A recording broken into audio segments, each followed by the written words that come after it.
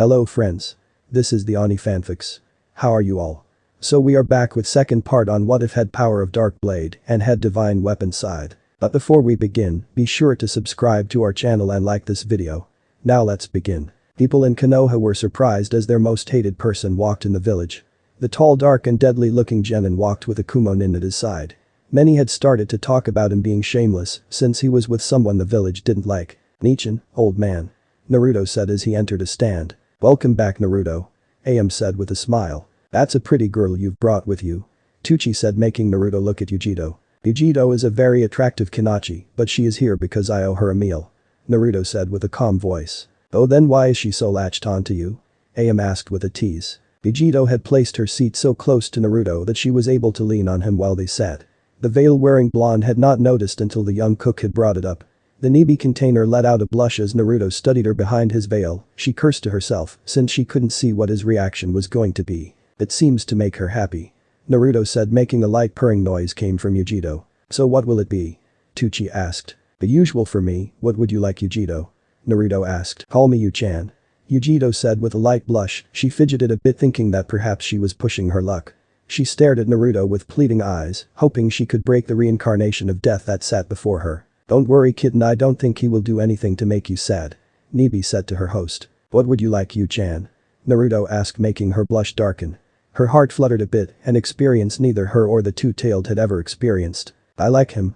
Nibi said making Yujito to give her a mental nod. The seafood special, if that is okay.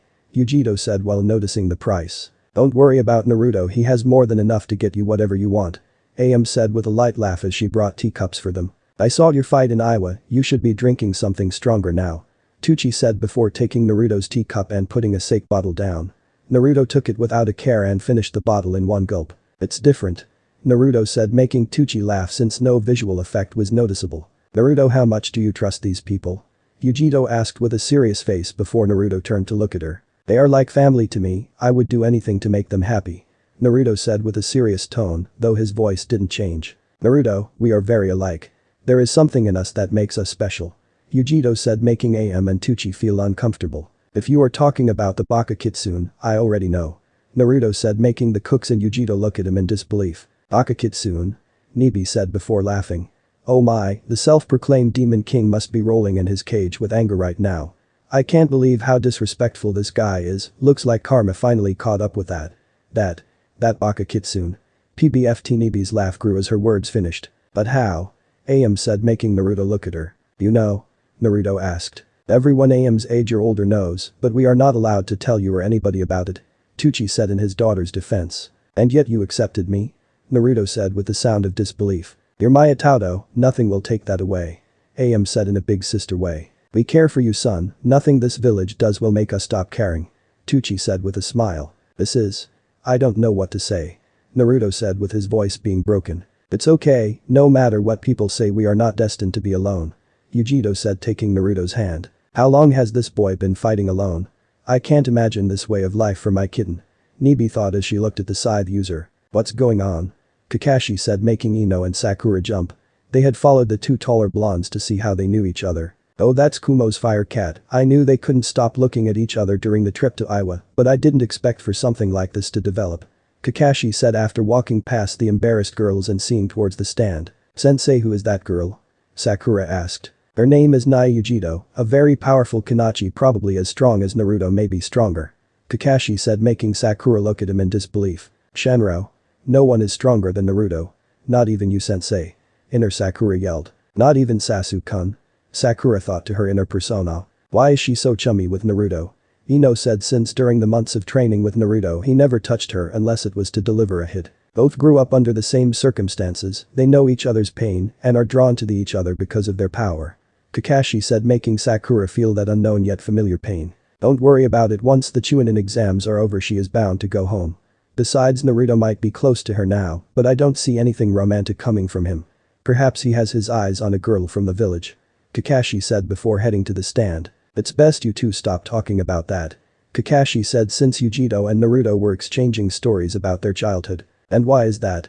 Yujito said with a cat-like hiss to her voice. Who is this lower life form getting in the way of my kitten and her perfect mate? Nibi said with rage. Hoping her vessel will fight the gray-haired man. already having multiple ways to maul him without getting Kumo in trouble. Konoha is ignorant, they don't like Naruto, Kumo or Jinchuriki. You two will make their rage reach a new level if they learn about your burden. Kakashi said with his eye smile. How do you feel about it, sensei? Naruto said, not looking at his instructor. I don't care, your Naruto and Kyuubi is going to die, besides I've never had a problem with Imp and he's as close to a demon as anything can get. Kakashi said with his eye smile never leaving. Naruto looked at the man before nodding his head. Imp? Yujito asked. My guardian. Naruto said as the dragon came from under his cloak. It sat on the stool next to Naruto and Aim put a plate down for him. The rocky dragon quickly began to devour at a speed that rivaled Naruto. Nibi can't recognize him.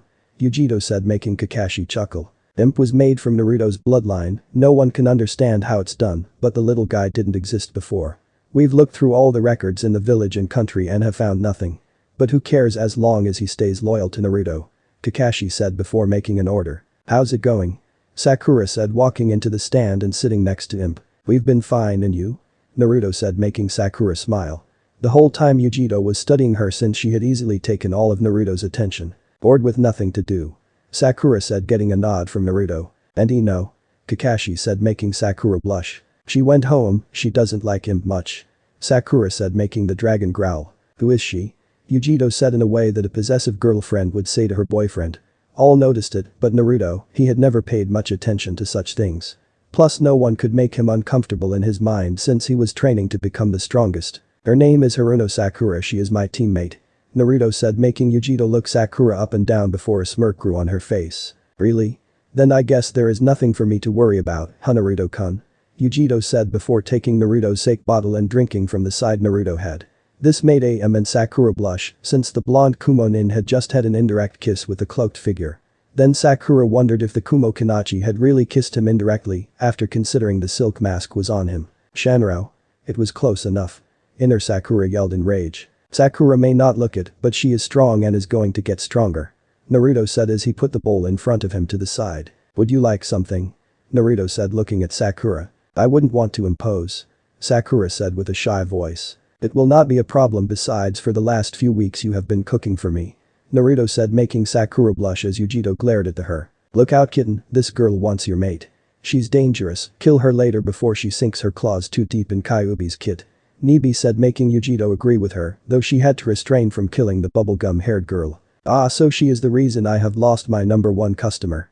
Tucci said with a fake mad voice. And here I thought Naruto didn't like Ramen anymore. Am said with a fake hurt voice. I love ramen, but Sakura offered to cook, and that is why I haven't been able to come as often. Naruto said, making the cooks laugh. Well, you still keep the stand running with your nightly visits. Tucci said after placing another bowl in front of Naruto. Is there a reason why you are so attached to my student? Kakashi said, making Yujito look at him. Naruto and I are united by similar destinies, it is not a crime for me to be near him. Yujito said, making Kakashi make his copywritten eye smile. No, it isn't, but you two have to get ready for the Chunin exams. So much time together could throw you off the right path. Kakashi said, making Yujito study him, and then Naruto. You're still a genin? Yujito said, making everyone look at her in confusion. Yes.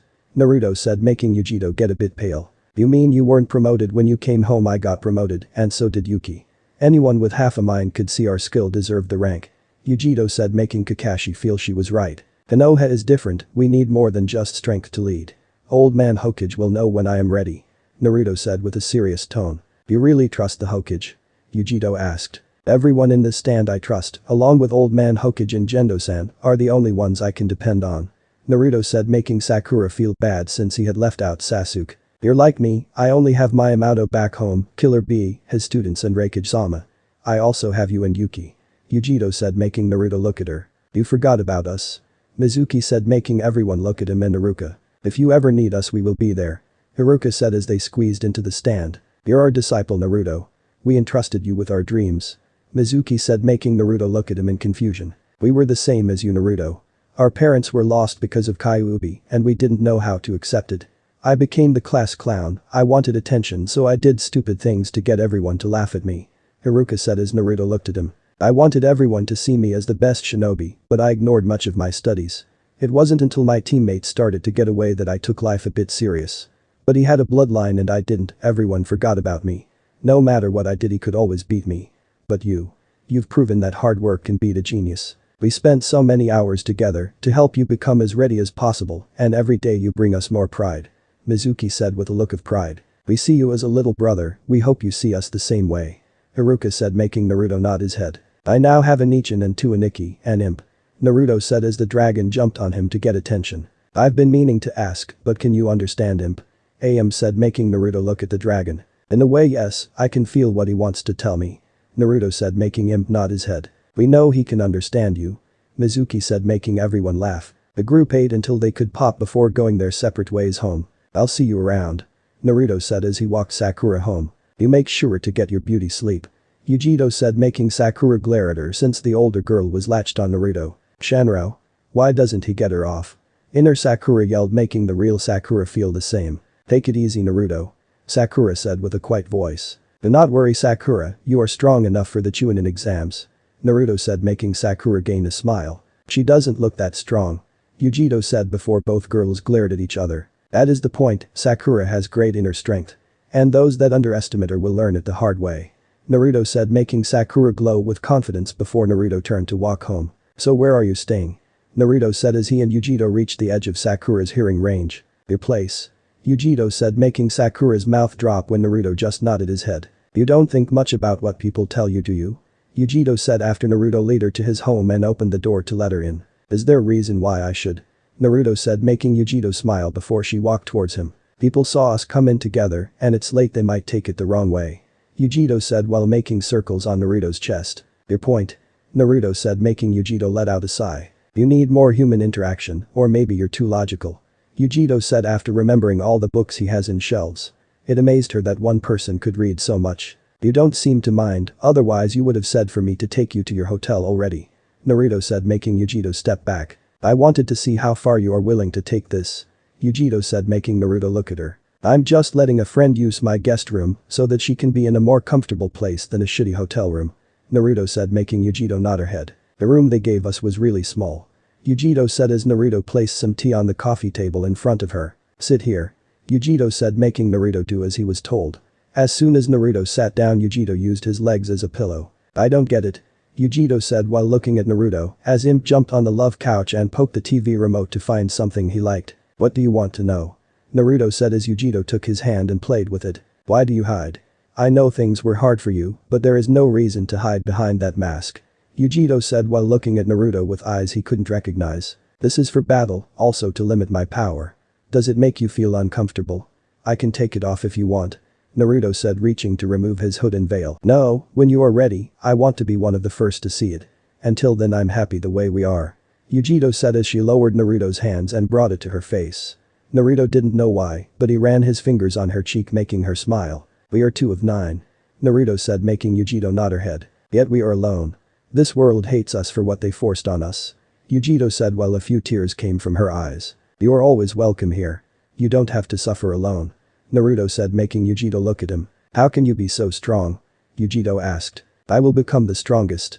I will become greater than Kyuubi or any cage before me. Naruto said with a calm tone. I think you will reach that dream.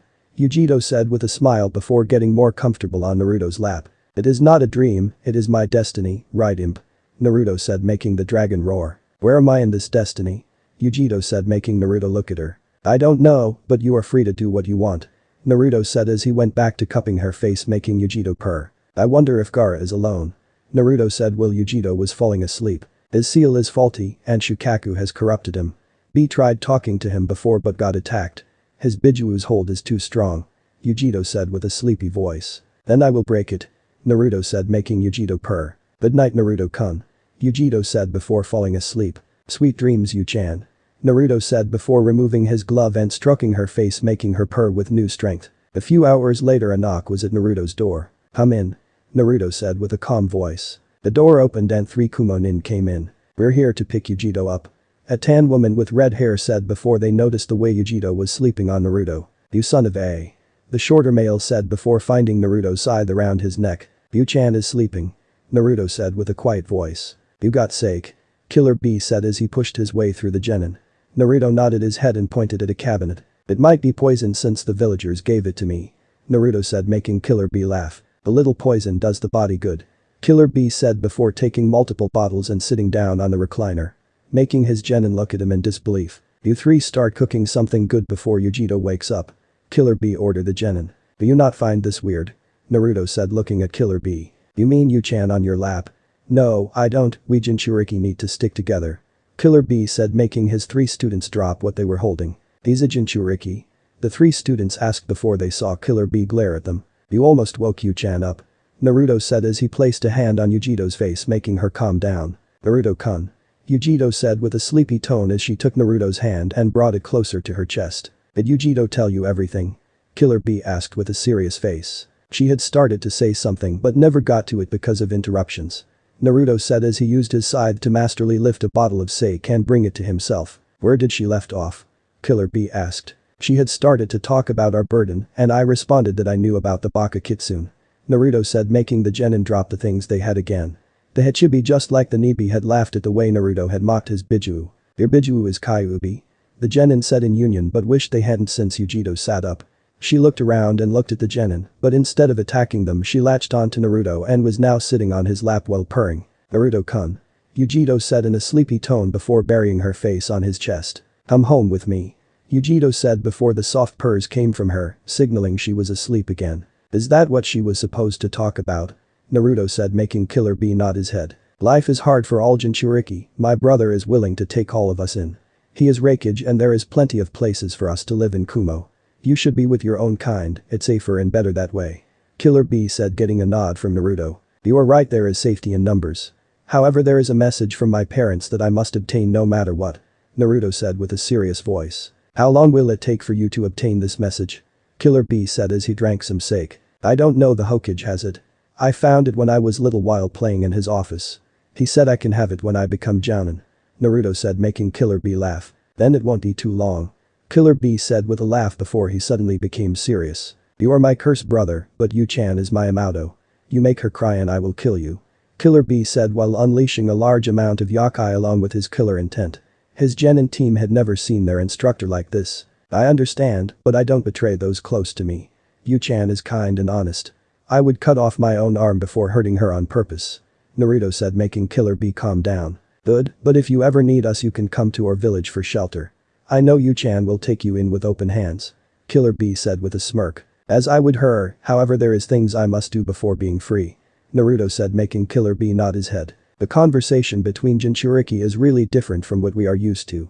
A short-haired blonde similar to Yujito whispered to her teammates. You three be quiet and get back to cooking. Killer Bee said before trying to reach for the remote, Imp slashed at him with his tail.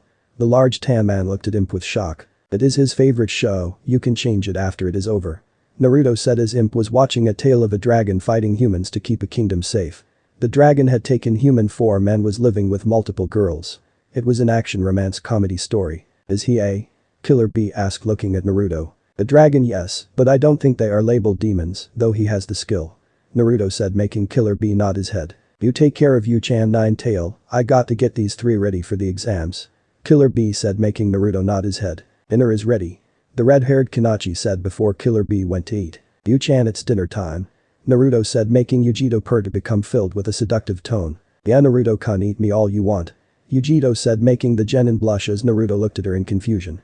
No one able to see his reaction because of all the things he wore. Yujito woke up with a hissing sound near her. She screamed when she saw Imp sleeping on the bed she was on. That's right I spent the night at Naruto-kun's place.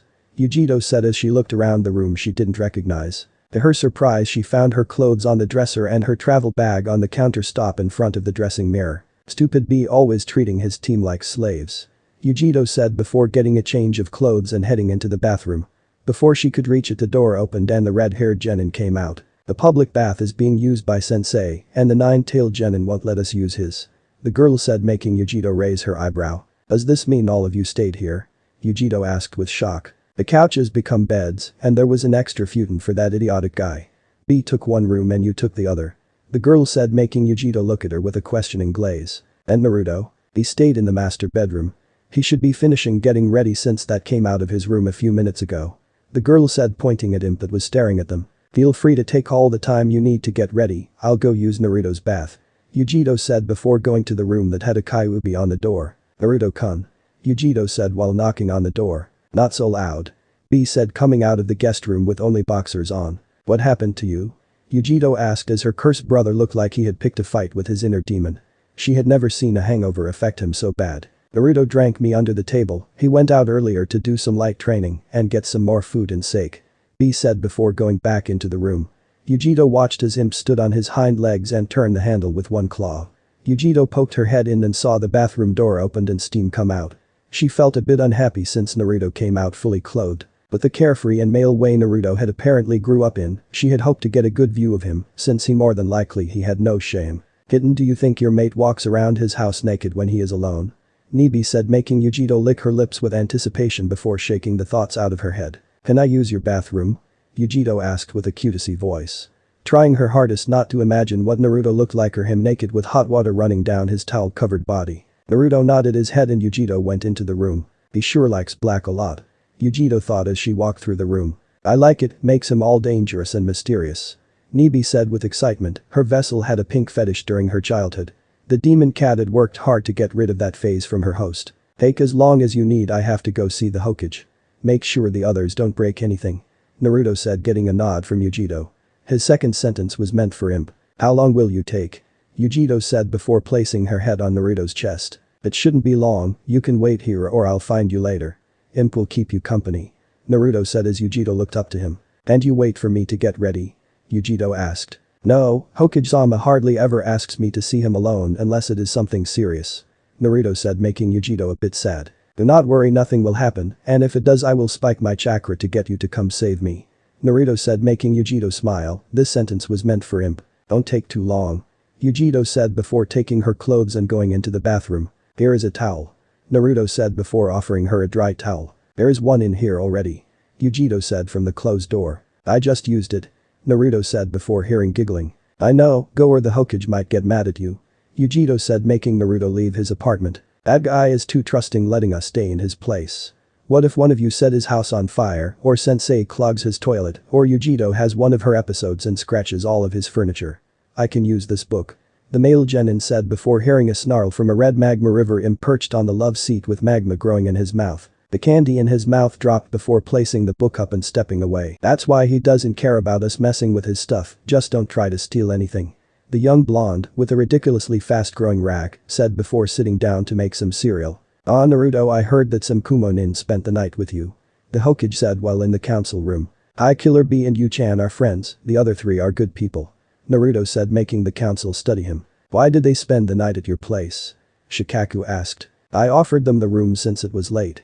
Naruto said with no change to his voice or any sign for the council to read him. Naruto smirked since he loved seeing people being unable to understand him and his ways. My daughter told me that one Kumo girl was latched on you all day yesterday.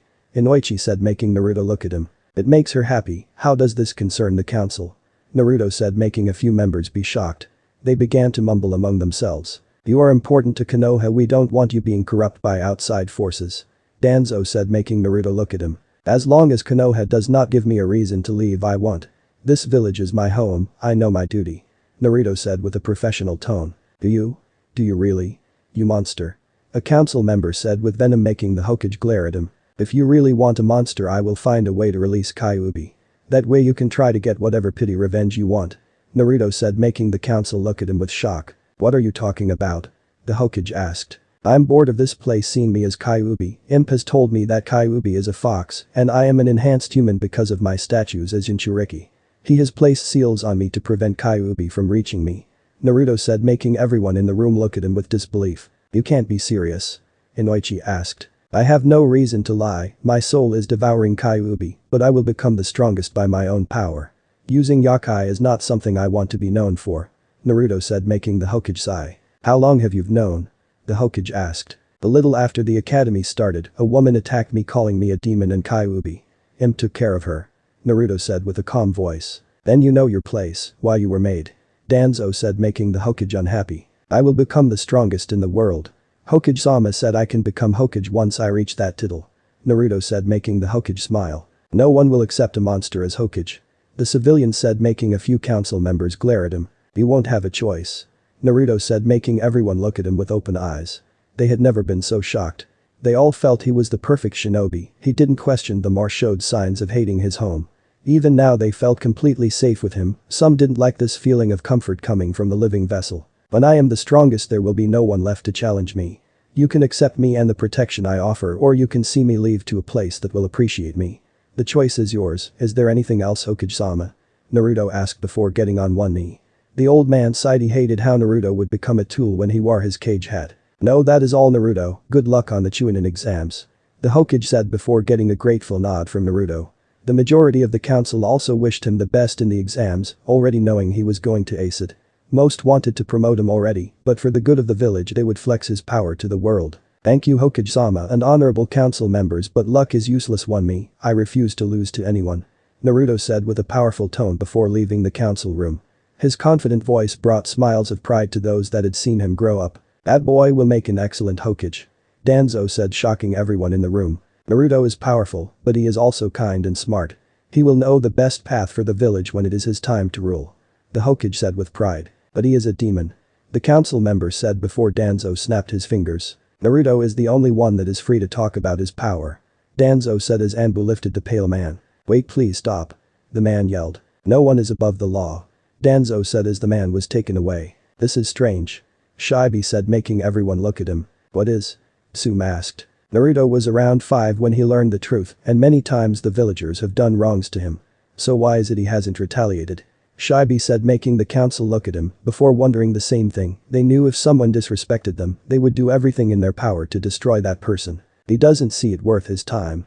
Danzo said, making everyone turn to him. That boy had that dragon to train him before he could walk, so he has learned to attack only when attacked. They can yell at him and treat him wrong. As long as those fools don't try anything serious he won't pay attention to it. However, I feel pity for the one that does try something.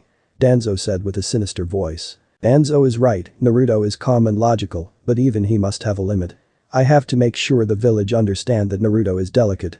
They won't learn to love him if they fear him for their own stupidity, the Hokage thought before the council was dismissed. Naruto cashed in a mission stub since his house was running out of food. Naruto, wait.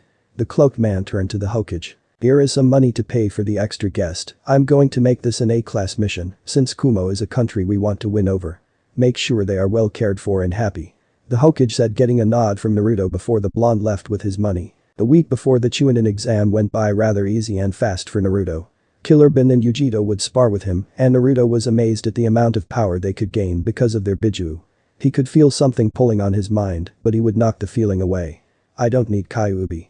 Naruto would think to himself. He found Kumo fighting styles to be very effective and their jutsus quite fun and devastating. However, he proudly showed his Konohagakure abilities. Naruto had yet to be heavily beaten, but the two other Jinchuriki were taking it easy since the golden blonde had no real Jinchuriki training. It was Sunday night and Killer Bee was doing some last-minute training with his team, leaving Naruto and Yujito alone. Want to do something special? Yujito asked with a tone Naruto didn't recognize. Like what? Naruto asked in his normal calm way. Let me sit on you. Yujito said with excitement. She got a nod from the golden blonde. Yujito pounced on his lap with a smile before knocking came from the door. Go away. Yujito said before Naruto could answer. Naruto, it's Kakashi. The Jounin said through the door, making Naruto stand and Yujito slide off him. She had a pout but knew he might be needed for something. Naruto opened the door and to Yujito's shock, her beloved Scythe user had been attacked. Yujito stood with rage before laughing came from the one that had attacked Naruto. Yuki, why are you here? Yujito said as the blonde with glasses came in, stepping over the log that had been Naruto just a few moments ago. A few friends are here for the Chunin exams, took me a while to find this place. Yuki said as Naruto appeared next to Yujito. Long time no see. Naruto said, getting a nod from Yuki. Hey Yujito, how about we get something to eat? Yuki said with a smile. What about Naruto? Yujito asked. I have exams, I can't afford to mess around with it so close. Naruto said, making Yuki grab Yujito's hand. Then you will have to treat us next time, Naruto. Yuki said, getting the Scythe user to nod his head. Naruto-kun. Yujito said, getting one last look at the blonde. She felt a bit bad that he did nothing to stop here. Yuki and Yujito reached the first floor before hearing something smash in Naruto's apartment. Then a few more items got broken, making Yujito smile. Why did you do that? Naruto asked Imp as the dragon lifted things and broke it. Imp looked at Naruto before walking to see the TV. Naruto looked at the mess his friend made before making clones to clean it. Sakura will not be happy the pottery she picked got destroyed.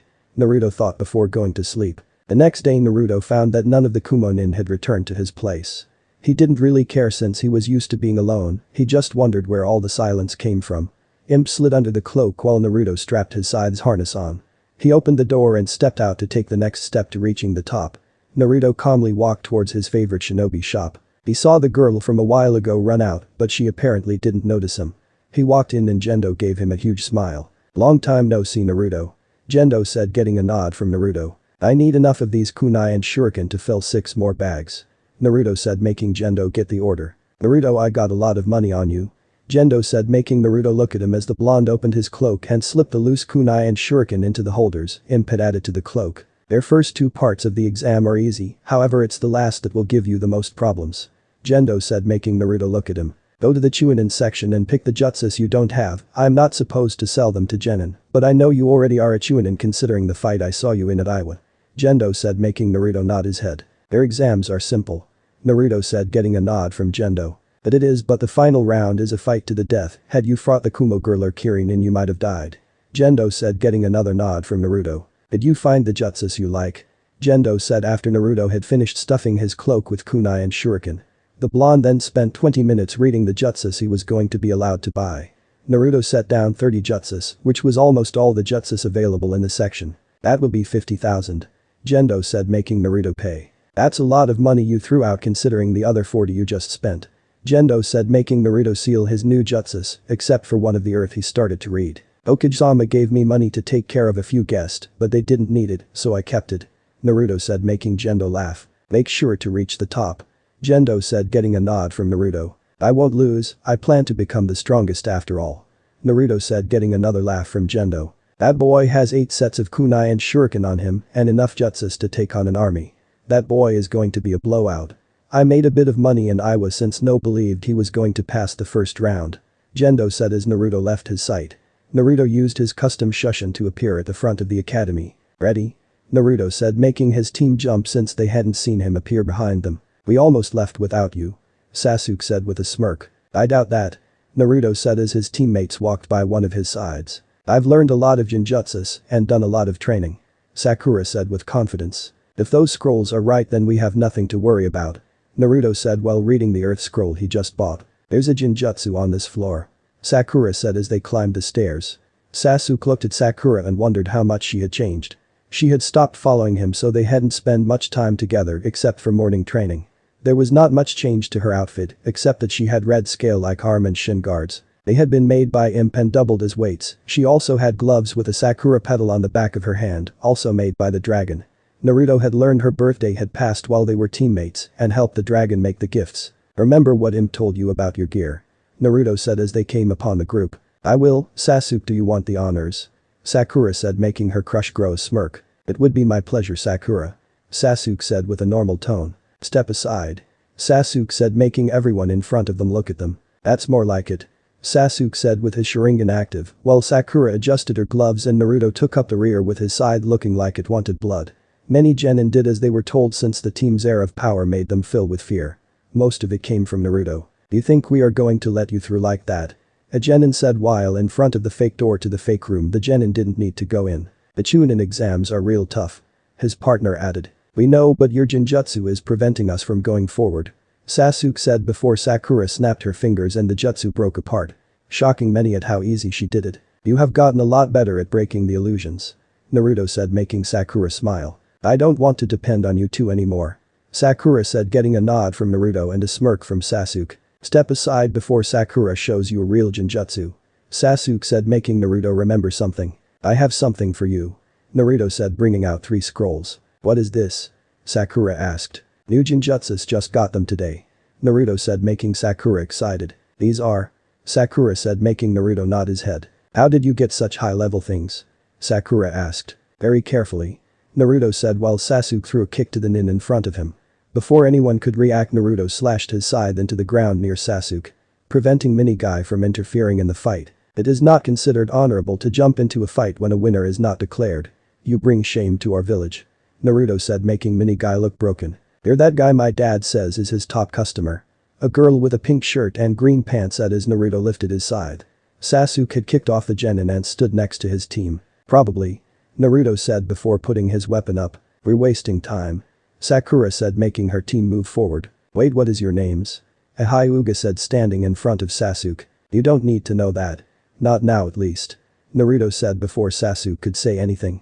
Sasuke smirked because of Naruto's words. Wait. The mini guy said, making Team 7 look at him. You are the lovely Haruno Sakura, the most wonderful maiden in Konoha, allow me to profess my love with a date. The mini guy said before getting on one knee and grabbing Sakura's hand. No thanks. Sakura said, snatching her hand before the green-clad shinobi could kiss her hand. Sakura. Naruto said with a calm voice, and the pink-haired Kanachi noticed her team was walking away. Naruto and Sasuke were exchanging the information they knew about fire techniques. Naruto didn't know why, but fire always wanted to give him a problem. He usually ended up overpowering its rebellious nature. Team 7 came upon the real door that was going to lead them to the exam room. It's good to see you three made it together. Kakashi said, making his team confused. Had one of you decided to not participate, I would have had no choice but to prevent the others from entering. Kakashi said, making Sakura and Sasuke look at each other before looking at Naruto. Did you really doubt us? Naruto said, making Kakashi look at him. We are stronger than what you give us credit for. And this village will learn it during these exams. Naruto said as his teammates gained strength from his words. Kakashi looked his team over and grew his familiar eye smile. Just remember that you are a team, trust in each other, and that will make you 3 times stronger than what you are alone. Kakashi said, getting the genin to nod their heads before being let in. Sasuke opened the door and Sakura went in, and then he did. Naruto had been stopped by Kakashi. The Jounin hadn't noticed it before, but he figured that in another year Naruto might reach his height. I don't think I have to say this to the others, but you are in charge, I trust you to keep them safe. Konoha needs you 3 alive. Kakashi said, making Naruto nod his head. Sasuke-kun. They heard from the inside before the sound of a catfight started. Have fun, squad leader. Kakashi said with his eye smile before disappearing. Easy for you to say. Naruto said, getting him to nod his head. Naruto used a light Futon jutsu to blow the screen doors open, making everyone inside cover themselves for protection. Naruto walked in while releasing Killer Intent and Yakai, a surefire technique him taught him to scare humans. The results were true as the genin in the room looked at Naruto with awe and fear. Naruto made sure his mental attack did not affect his teammates. Naruto stopped it after looking the room over. He now stood between Sakura and Sasuke. What jutsu is that? Sakura asked, making her teammates look at her as Ino watched Naruto with great fright. It's called Declaration of War, it's to show the others where I stand. Naruto said, making Sasuke smirk. This exam won't be any fun if you scare away our opponents. Sasuke said, making Naruto look at him. The point is not to scare them, but to show me the real opponents in this test of skill. Naruto said as he looked at Gaara, since he was the only one able to fight off the Yakai attack with ease. I'm going to kill him. Gaara said with bloodlust, making his siblings take a few steps from him. Troublesome as always. Team 7 and the frightened Ino turned to look at Shikamaru and Choji. Looks like all the rookies made it here. Kiba said with a smirk. What was that? Kurenai said as the Jounin were gathered together near the exam site. Probably Naruto showing the others who's in charge. Kakashi said with a bored tone as he read his adult literature. That was some powerful killer intent if we could sense it here. Asuma said, making Kakashi chuckle. That was nothing, you should see him when he is mad. Even I feel the chills then. Kakashi said as the Jounin looked at him in disbelief. How are you holding out, Hinata? Naruto said after noticing the shy girl fidgeting. I am fine. Hinata said with a quiet and broken voice. Hinata, take a breathe, your sensei would not have allowed you to participate if you didn't have a chance of becoming Chunin. Sakura said with a smile, since Naruto always had trouble trying to find the right words for different people. Though the Scythe user was talkative with those close to him, he wasn't like that with those outside his comfort zone. You guys sure are confident. A Konohanin with glasses said as he came close to the group. We are the Rookie 9, the genin composed of the strongest clans in Konoha. There is nothing we can't do. Naruto said, lifting his right hand showing the Roman number 9 made with the blood-red foxtails. Sakura lifted her glove showing a Roman number 8 made out of sakura petals. Sasuke quickly put his gloves on that showed Roman number 7 made out of flames. Sasuke never wore them before since they were a birthday present from Naruto. The great Uchiha thought it was something stupid and bellow him, but now that he knew the meaning behind the gloves he wasn't going to take them off.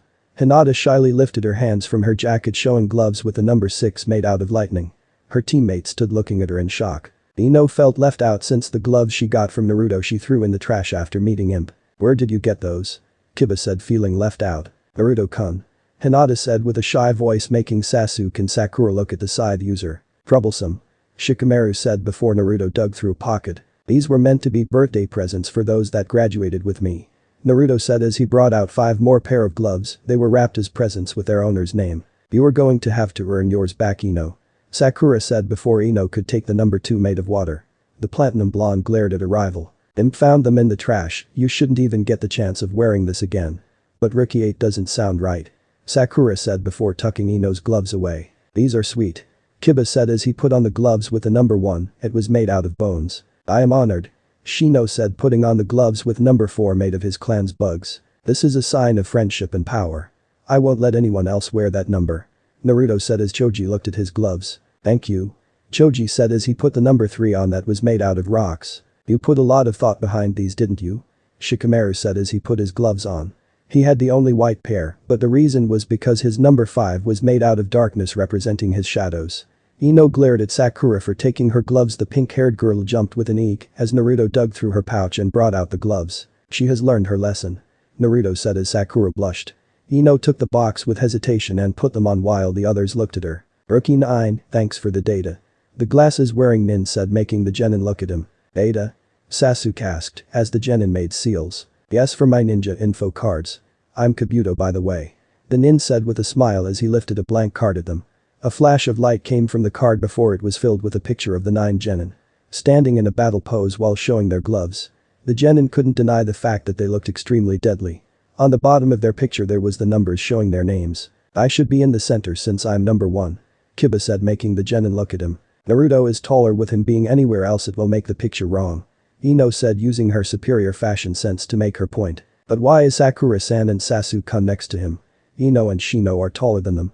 Hinata said, making Ino smirk at Sakura. Oh, I designed the picture this way since I thought it would be good to keep you with your immediate teams. The medic nin said, making the genin nod their heads. You said info cards. What kind of info? Naruto said, making the nin look at him in excitement. I'm glad you asked. I've taken this exam a few times already, so getting data on the participants is quite easy for me. I also got a lot of useful information on my cards. The nin said in excitement. Could you tell us a bit about a few people? Naruto asked. Sure, just tell me what they look like and I can get you their stats. Kabuto said, making Sakura look at Naruto. His name is Subaku no Gaara, what can you tell me about him? Naruto said, making the Sunanin look at the group. It's no fun if you know their names. Let's see, here we go. Kabuto said as he sent chakra to his cards and one slid out. Subaku no Gaara. He has quite an impressive record for someone his age. But the most amazing thing is that he has never been hurt in battle. Not much information is available on his fighting style. Kabuto said as he showed the image of Gaara on a card. I have a person I would like to ask about if I can. Sakura said, making Kabuto look at her with a smile. Shot away. Kabuto said before sending chakra into his cards. Vegito Nai. Sakura said with a hint of venom. Something the genin near her caught. Naruto stared at her in confusion as the Kumo-nin wanted to strike Sakura. Kumo's fire cat, she is quite skilled, should be a jounin considering her record, but just turned chunin. Specializes in fire and lighting attacks, her taijutsu is quite high along with her chakra. Kabuto said as Sakura looked at the card to memorize the information. How about telling us the team in the Rookie 9 with the highest number of missions? Kiba said with a smirk. That's Team 8 under the leadership of Kurenai, however Team 7 and 8 have higher ranked missions than you. 7 has done 1 A rank and 10 1B, however Team 7 has the highest paying missions, so their C ranks are probably close to bordering B, Kabuto said, making the genin look at Team 7. Do you have info on Imp? Sasuke said, making Sakura and Naruto look at him. Never heard of him, what village is he from? Kabuto said, making Sasuke open his mouth. Sasuke, Imp is special, I'll tell you more about him later. Sakura said with a serious voice, making Sasuke nod his head. Alright you maggots, it's time to start the first part of the exams. Come take a number and then your seats. A man with a black trench coat said, making the genin move into the prepared room. Naruto smirked when they were allowed to sit down. Everyone pay attention for I will only explain this once. Ibiki said with a glare, making the genin calm down. You will start off with 10 points, you will lose a point for every question wrong, you will also lose 4 points if we catch you cheating. If you lose all of your points then you fail. Ibiki said as Naruto could feel people become uncomfortable. No one in Team 7 is going to fail, and the Rookie 9 can't afford to fail this exam. Naruto along with the other members of the Rookie 9 thought the same in their own unique way. 10 minutes passed and Naruto turned his exam over before resting his head on it. His eyes looked up to his side where he could see him crawling his way to Sakura. The dragon was using his demonic technique which Naruto had been taught to identify. The dragon carefully crawled in between the genin before popping his head in between Sakura's legs. Sakura looked down with a blush and saw the dragon had a small scroll in between his teeth. Sakura took it with caution and opened it after no one was noticing her. These are my answers, what did you come up with? Sakura read in her mind before comparing her work with that of Naruto's. We got the same thing. Sakura whispered to him. She looked at Naruto and saw the sleeping blonde nod his head, though he was resting it on the table. Take this to Sasuke. Sakura whispered before writing an extra note on the small scroll. Imp nodded his head and went to do the task. Sasuke was in the center of the room, making it harder for him to expose himself. The dragon used his tail to poke Sasuke coat on his leg. Sasuke carefully lowered his hand and Imp placed the scroll in it. Thanks. Sasuke whispered before Imp left. But the 9 answer's right, we don't have to worry about the 10th one. Sakura's note said as Sasuke filled in the blanks. That's odd. Why is that one team lowering their heads to rest? They couldn't have finished that easily. Ibiki thought as Team 7 took a nap. They don't have a care in the world, let's see how they do when the last question comes around. Ibiki thought with a smirk, making a few genin uncomfortable. How can those 3 be done already? The remaining members of the Rookie 9 thought before concentrating on their work. Everyone listen up. Ibiki yelled after 50 minutes passed of the exam. Team 7 sat up and prepared to take on the last part. If you miss this question you will leave with the others, however you will not be able to take the Chunin exams ever again. Ibiki said, making the room become uncomfortable. That can't be, there's guys here that have taken this plenty of times. Kiba said, making Ibiki smirk. That's because they have never had me as their proctor, it's a new rule I am starting. Ibiki said, making the genin even more fearful. If you quit now you might come back, take the test again, and maybe you will get lucky and have a different proctor. Ibiki said with a smile, making many genin stand and give up. What do we do? Sakura thought before looking at Sasuke, then Naruto. We can't afford to fail or we can never become strong enough to defeat him. Sasuke thought as he locked eyes with Sakura, and then they looked at Naruto. To their shock, Hinata started to raise her hand in a shaky way. Poor girl, why doesn't she believe in herself more? Ino thought as she felt bad for her new friend. She swore to help the shy girl from now on. Go ahead Hinata, we'll come back next year. Kiba and Shino thought before a loud slam was heard through the school. You're worse, you can't beat us. Naruto said, lifting his arms and adjusting his right glove, making Hinata look at the number 9. Naruto-kun, thank you. Hinata thought before lowering her hand. You are stronger than what people see, I can feel your power wanting to escape. Naruto said as he looked down at a crying Hinata. He was walking from Mizuki's house after some afternoon training with the Chunin. Hearing someone crying naturally made him want to help. No, I'm not, my family doesn't want me. Hinata said as her cries intensified. Then join my family. Naruto said, making Hinata look at him in shock. We will not ridicule you, we will not hurt you. I will wait for you to blossom and show the world the real Hinata, and maybe one day I can show the real me. Naruto said as he offered a hand to the crying Hyuga. But father. Hinata said before she found a finger to her lips. You are no longer to see that cold man as your father. All you have now is brothers and sisters, and one day we will come together to make Konoha a better place. Naruto said before handing Hinata some gloves. Welcome to the 9, Imauto. Naruto said, placing a hand on Hinata's head, making her tackle into him with tears. This is our pack, our gloves represent a bond that is stronger than blood. Naruto said as he did his best to comfort the crying girl. Seems like a few of them got stronger, I wonder why. Ibiki thought as he stared at Naruto in silence. Anyone else before you throw away your future like this fool? Ibiki said before a few more groups left. Well then you all pass. Ibiki said, making the remaining genin surprised. As Chunin, your duty is to lead, and that leadership is a responsibility that takes not only knowledge, but many other skills. Also you must be willing to take your team into the unknown to accept any challenge ahead of you. Because if you live the life of a coward you are going to get others killed. Ibiki said with a smirk before the window came smashing in. Don't think you're safe, because you are now my toys. A purple hair woman said while standing in front of a banner. A smile grew on her face as she saw Naruto. Looks like you got a few talented brats here. Anko said, making Ibiki laugh. You will be surprised. Ibiki said before Anko turned from him. Follow me to next part of the exams. Anko said before rushing through the broken window, soon followed by the genin. This is most interesting. Naruto said with a happy tone that had his teammates surprised. They had been led through the village until coming to training ground 44. This is the most dangerous training ground in the village, and here is where the next part will start. Anko said with sadistic grin. This will be a piece of cake. Naruto said, making Imp nod his head as his teammates looked at him. This part of the exam is pretty simple. You are to obtain 2 scrolls, once you have them take them to the tower. Use any trick you can come up with to win.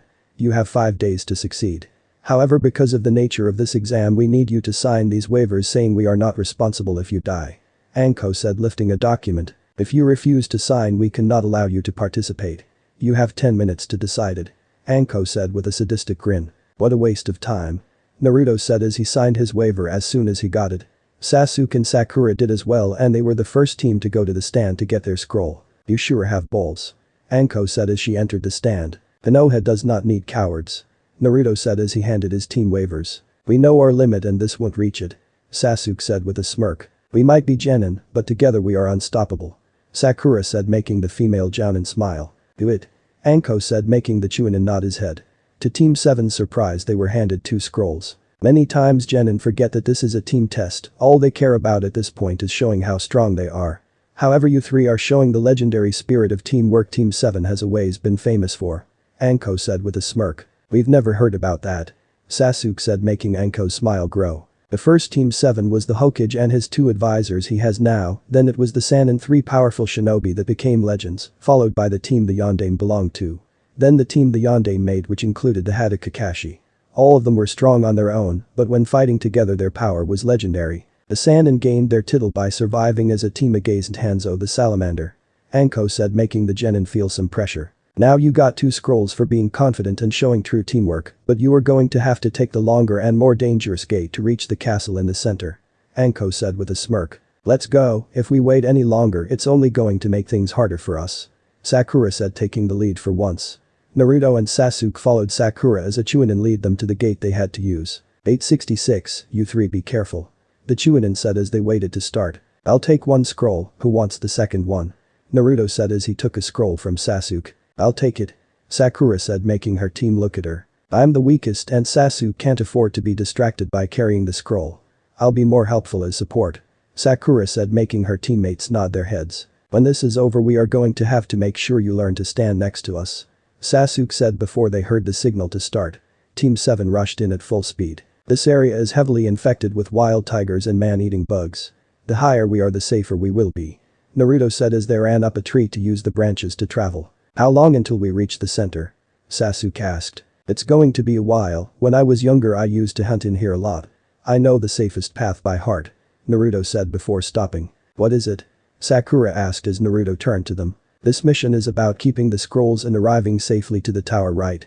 Naruto said making his teammates nod their head. Everyone will be heading there hoping to ambush any fools that already would have the necessary scrolls, right? Naruto said making them nod their heads again. Meaning that if we go directly to the tower at full speed someone will know we have it. Sakura said making Naruto nod his head. So what are we going to do? Hide from our opponents? Sasuke said making Naruto smirk. No, let's plow right in. Imp is going to lead the way, he is great at finding humans. Naruto said as the dragon slipped out of his coat. It disappeared before jumping towards the ground. Let's go. Naruto said as he followed the invisible dragon. It was late at night as Team 7 reached the edge of a river to camp. Naruto was gathering water as his teammates slept in the tent they had obtained from Kakashi. Naruto turned towards the direction Imp was pointing at before looking at the dragon. Stay here and call me if something happens, I will go see who it is. Naruto said making the dragon head to the temp. Naruto had taken first part of night shift since he was the least tired after a whole day of running. Team 7 had eaten a boar Naruto had killed earlier and were sleeping it off. Naruto could have killed another animal, but he knew that fresh boar made people really sleepy and his teammates needed to get into a deep sleep otherwise they could drag him down. Naruto only needed minor sleep, so he was going to spend as much time as possible awake. Imp could go a month without sleep, so Naruto knew he could rest along with his team while the dragon was on watch. However, he didn't want to put so much pressure on Imp. Naruto watched as 2 teams from minor villages fought. They hadn't noticed him looking at them. An hour into the fight both sides stopped and retreated. Naruto returned to his camp since nothing was out of place. He awoke Sasuke and then went to sleep. The next day Team 7 finished getting clean before heading to a new place to stay. Seeing as how they did not need to hunt a team down they were doing some heavy training. Sasuke was dodging attacks from Imp as Sakura worked on her chakra and a new Jutsu. Naruto was working on mastering his mid-level earth jutsu. He had sold Sasuke a high-level kaiten. They used fish as kunai practice, whatever that was caught got eaten. After breakfast they hurried to find another place to camp. They were using a large tree for shelter as a freak rainstorm came in. I didn't hear anything about rain. Sakura said as she read her scroll for help. They probably kept it a secret to make the exams harder. Sasuke said getting a nod from Naruto.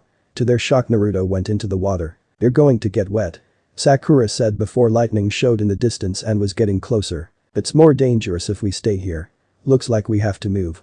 Sasuke said as they hurried to get their things and left after the slow-walking blonde. To their shock Naruto was heading straight to the center tower. Everyone is going to be taking shelter right now. Meaning we can do what we want. Naruto said as his team hurried to their destination. Look at what we have here. A rain nin said as he came out of the ground with his team. They can be real bodies, since Genin wouldn't have the chakra to make this many. Sakura said as she made some seals. If only she knew how many Naruto can make. Looks like it didn't work. Naruto said as Sakura pouted. The rain nin smirked before attacking. How they let weaklings like you in here makes no sense to me. The leader yelled before the members of Team 7 turned into Sakura petals. Sakura delivered her legendary punch, sending one nin flying farther than normal people her size could accomplish. Sasuke used a kick in the stomach of the leader to send him into a tree. Naruto just pressed a pressure point making his opponent faint. I never knew you were so strong. Sasuke said as they tied the rain nin up. Not too hard where their life would be in danger because of the forest. It's because you've never fought me before. Sakura said making Sasuke study her. Sasuke looks like you will be burdened with a scroll now. Naruto said as he tossed a second scroll to his male teammate. We're our team so it's only fair. Sasuke said with a smirk before they hurried. I can't believe how long that free crane storm lasted. Sakura said 2 days later they could clearly see the large tower they had to go to. If we rush now it should make things easier. Sasuke said before he and Sakura looked at Naruto. We'll head there at sunset right now we need our strength. Naruto said making his team nod their heads. They had been doing a lot of training even with the rain they did chakra control exercises that Naruto taught them. You're going hunting again? Sakura asked a few hours later, the golden blonde gave her a nod. Don't take too long. Sasuke said as Naruto made his way through the forest. He had heard something roaring meaning that something was going to be eaten. Impa taught him to ambush his enemies when they were the most distracted. Eating was one of those times. Sure there was a river near their camp, but he wasn't a really big fan of such small fish. Help me. Guys. Where are you? A young redhead with red hair whispered with fear as a large bear made its way to her.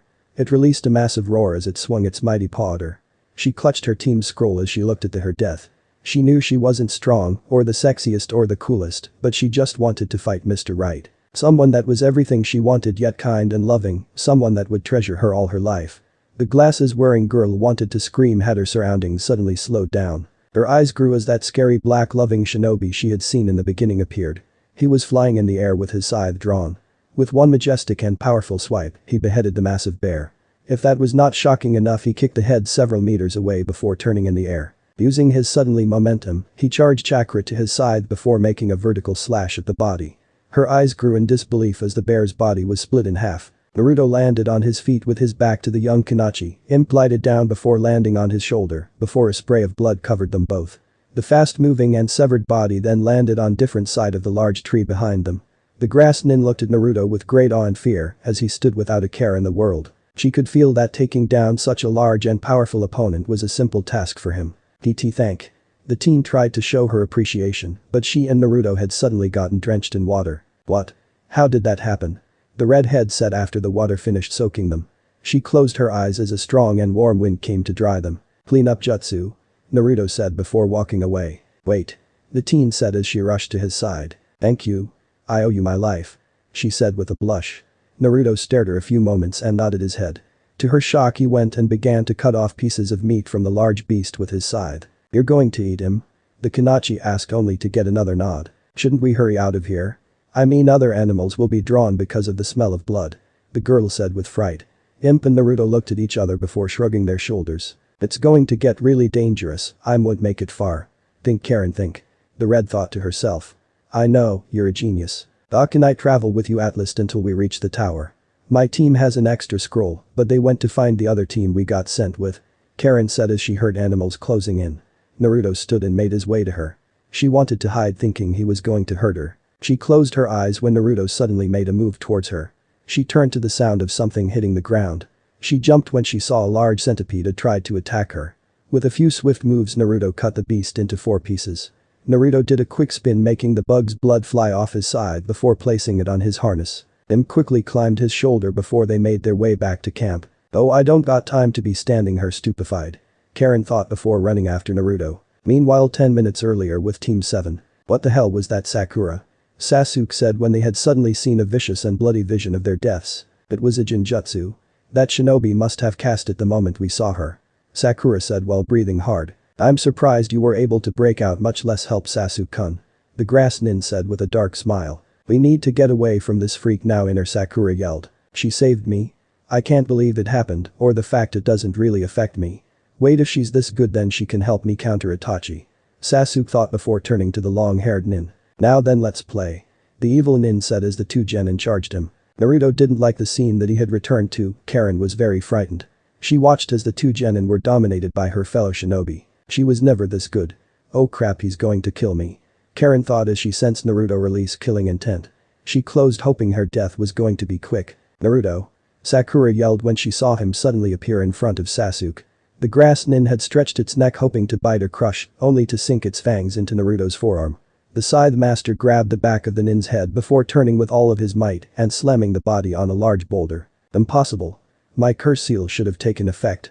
How can he have so much strength? Orochimaru thought as he stood up. He got control of himself quickly when he saw a purple liquid start coming out of the two puncture marks on Naruto. The rogue Sannin had to jump when a barrage of kunai and shuriken had made its way to him. I don't know who you are, but you are not from my village. Karen yelled, making Orochimaru smirk. It soon left when he hit the ground only to sink in. What? How? The Sannin said with rage as he sank. I might not be strong, but I am smart. I saw a few seals on the ground releasing chakra. It must have been a trap they set up. Karen said with a smirk as she adjusted her glasses. Damn, how did I miss these? Orochimaru said before using a replacement to escape a Raiden hit from Naruto. Fushiyus no Jutsu. Orochimaru said as he slammed a hand to the ground. Pain. Phoenix Flower Jutsu. Sasuke yelled as he and Naruto unleashed a barrage of fireballs on the summon. Damn you. Orochimaru said with rage as his snake hissed in pain. Take this. Sakura yelled as she threw two kunai with exploding tags. The large reptile quickly dodged only to find Naruto at its side. The golden blonde slammed his scythe into the snake's back before jumping into the air, nearly gutting the creature in half. Orochimaru was surprised that Naruto had blocked his attack, not because he had sensed it, but because the scythe was not affected by the sharpness of his legendary weapon. Naruto was using chakra to not be pushed back as he challenged Orochimaru with raw power. The Sannin jumped and delivered a roundhouse. Naruto used his scythe's handle to block. He quickly brought it down and gave the traitor a light cut. The long-haired man had spun to avert most of the damage. He was still upset for actually getting hit. He charged at the annoyance in front of him only to have Naruto disappear into the ground. You think I would die so easily? Orochimaru said with a smirk when he blocked a slash and kicked Naruto in the stomach. Orochimaru would have continued if Imp hadn't suddenly appeared and bit down on his shoulder. The blood-red dragon had dug its claw on the snake summoner, its tail wrapping around the body's weight and arms, making the legendary sword useless. The dragon had turned invincible and had waited for Naruto to make a fake opening for the Sannin. It hissed in the ancient way of the reptiles as it began to gather the power of his element. Orochimaru yelled in pain as Imp's mouth filled with lave. The Sannin flipped his sword in the air and used his tongue to catch it before driving it on Imp. The demonic dragon let go in a roar of pain. Naruto used a wind jutsu to blow Orochimaru away before he could continue to assault on Imp. Naruto. Is he going to be alright? Sakura asked with worry as he carried his oldest friend. That bastard, what the hell was someone that powerful doing here? Sasuke said as he was being helped to his feet by Sakura. Both were bruised, cut and tired from chakra exhaustion, but they would survive. Let me take a look. Karen said as she rushed to Naruto confusion his teammates. She quickly bandaged the dragon. Your friend got lucky, the blade wasn't able to penetrate his scales completely. So instead of getting stabbed all he got was a really long slash on his back. Karen as she treated Imp. Thank you. Naruto said making Karen look up at him with a smile. Don't mention it. Karen said before Sasuke grabbed her shirt. Who are you? You got that same headband as that freak. Sasuke said with rage as his Sharingan showed. Sasuke wait. Sakura said before pointing at two headbands. Imp must have ripped this off while they were struggling. Sakura said as she picked them up. This is an authentic headband from grass, how did that thing get it? Karen said as she took the headband from Sakura. We need to take this to the Hokage. Naruto said as they saw he was already making his way to the large tower, carrying his injured guardian in his arms. It had taken them a few hours, but near midnight they finally entered. What does this mean? Sasuke said as they looked at the riddle in the large room. They want us to open both scrolls, it's why they mention earth and heaven. Karen said as she looked at her only scroll. She looked up at Naruto and saw him hand her a heaven scroll. We don't need it and she helped us back there. Sakura said making Sasuke nod his head. The genin opened the 4 scrolls and saw a cloud of smoke forming. Throw them away. Karen said as she tossed hers. When the smoke cleared they saw 2 men appear. Iruka-sensei. Karen and Sakura said together. Your name is Iruka too? The grass nin asked the Chunin. Wow, who knew the odds of this happening? The Konoha nin said to the Jounin. Naruto, what happened to Imp? Iruka said when he heard the dragon grunt in pain. Take him to get treated, I'll explain everything to them. The foreign Iruka said getting a nod from his Konoha counterpart. Naruto and his big brother figure rushed to get treatment of the large reptile. Now then, there isn't really much to explain. All you need to know is to become stronger you need a sharp mind and a strong body. Never start learning or pushing yourself, that way you grow as a ninja every day. Haruka said before leading the genin to the waiting rooms. You're telling me it was him that left Orochimaru with those injuries? The snake mistress of Konoha said as the golden blonde was reporting to the Hokage and the Jounin available. Haruka the grass nin was upset that all of his genin had been killed except for Karen. Naruto nodded his head as Imp slept while his claws were close to tearing his skin. It was now had most of its torso wrapped up in bandages. According to Anko, he was upset that he couldn't mark the last Ichigo. Your teammate said you took the hit. Ibiki said, making Naruto nod his head. He brought up his right arm and pulled back his long sleeve, showing 2 large bite wounds but nothing else. How? The curse mark has never been rejected like that, the purple-haired woman said with envy. To her confusion, Naruto pointed at Imp. Explain. The Hokage said, making Naruto want to sigh. He brought out a container of ink and brush. He quickly drew a seal on his forearm. Anko was shocked when he took her stick of dango and sealed it. Give it back. Anko said with a threatening voice, which resulted in Naruto offering his brush to her. He wants you to make the counter seal. Ibiki said, making the special Jounin growl. She quickly made the proper seal and channeled her chakra. To the shock of the room, a few seal lines appeared on the exposed flesh. The saw Anko's seal turned red before it disappeared. Naruto then took the brush and made the same seal, and the stick of dango came out. He stuck it in Anko's hanging mouth. You're telling me that you have a fail-safe on you that prevents seals from affecting you? Genma said, making Naruto nod his head. Let me see. Kakashi said before he drew a chakra-draining seal. When he finished making it glow with his chakra, it turned red and dissolved. How? The Hokage said, making Naruto shrug his shoulders. He pointed at the sleeping Imp, making the Hokage sigh. But I saw that chakra seal work on you at Wave. Kakashi said, making them look at Naruto. You weren't being hostile. Naruto said, making the room fill with more confusion. So if I came, cough, and drew it now, cough, it would work. Hate said as he drew the same seal as Kakashi. They saw Naruto tense up. What did you do to him? Anko said when she saw the Scythe user wasn't moving. It's a false guard seal. It put someone to sleep while locking their body, making them look like they are on the job. Hate said while Anko poked Naruto. They saw a grin grow on her face before Hate quickly removed the seal. Naruto, you may leave, the rest of you must contact the others along with the council, we have a lot of work to do. The Hokage said, making the blonde nod his head as the other shinobi answered with a hi. Is he doing better? Karen asked when Naruto sat down to eat. How are you? The redhead when she got a nod for an answer. Karen, I got good news. Her Jounin sensei said as he walked up to her. The Hokage is going to allow you to continue in the Chunin exams and he is going to send a compensation to our village for what happened. The grass version of Iruka said with excitement. The feeling of excitement and dread was filling a tower that was located in a very dangerous and forbidden woods. The deadline for a special test had just come to an end. 8 teams had worked hard and shed blood to finish the second phase of the Chunin exams. Now they all stood in front of the Hokage and many Jounin level ninja. 5 teams from Konoha had passed to show off their village's power. 1 team from Kumo, 1 from Sound and 1 from Suna. Finally a lone redhead stood representing grass. The old village leader had a smile on his face as he prepared to address the group. He couldn't help but feel great pride at the number of Konohan present. Meanwhile the council, along with many bars and homes that belonged to shinobi, you could find them looking at a television screen. Some civilians were watching as well, but they had to pay extra since it was a special event. Welcome one and all to the second phase of the Chunin exams. My name is Madden Guy and I will give you the play-by-play for the upcoming matches. The large, elder and wise man said with excitement. And I'm Ranka Lee. I hope everyone is as happy as we are. A beautiful and famous singer said to the screen. The opening ceremony has started and it won't be long until we get this fight started. Madden Guy said as Hate finished explaining the rules. We are coming to you live from a window outside of the fighting ring. The green-haired teen said with a smile. Why is that ditz doing commentary work? Kaharu asked the council members next to her. She hated foolish girls thinking that looks will get them through life. It's good publicity, Madden will handle the real commentary action. Danzo said, getting a nod from the other council members. I have just finished. Cough. Hack. Wheeze.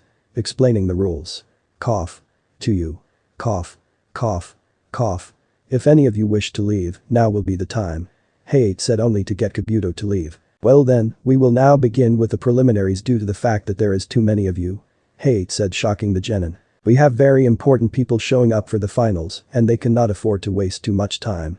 Hate said after getting the genin to calm down. A screen began to go through names before stopping. This is exciting. Ranka Lee said as she looked at her senior co-worker. That is correct, here we have a battle that should be quite interesting.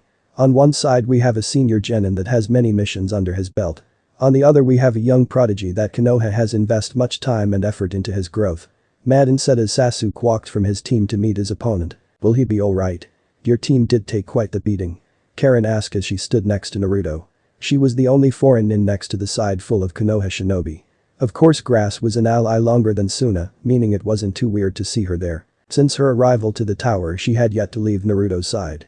Due to the fact that he doesn't care about people being next to him, she took it as him having some feelings for her. He was just too shy and worried about his blood-hungry image to openly show his love for her, at least it was her theory, and she liked her theory too much to change it. At the moment she saw him as her knight in dark armor. She didn't want a shining noble knight in white armor, riding a noble steed.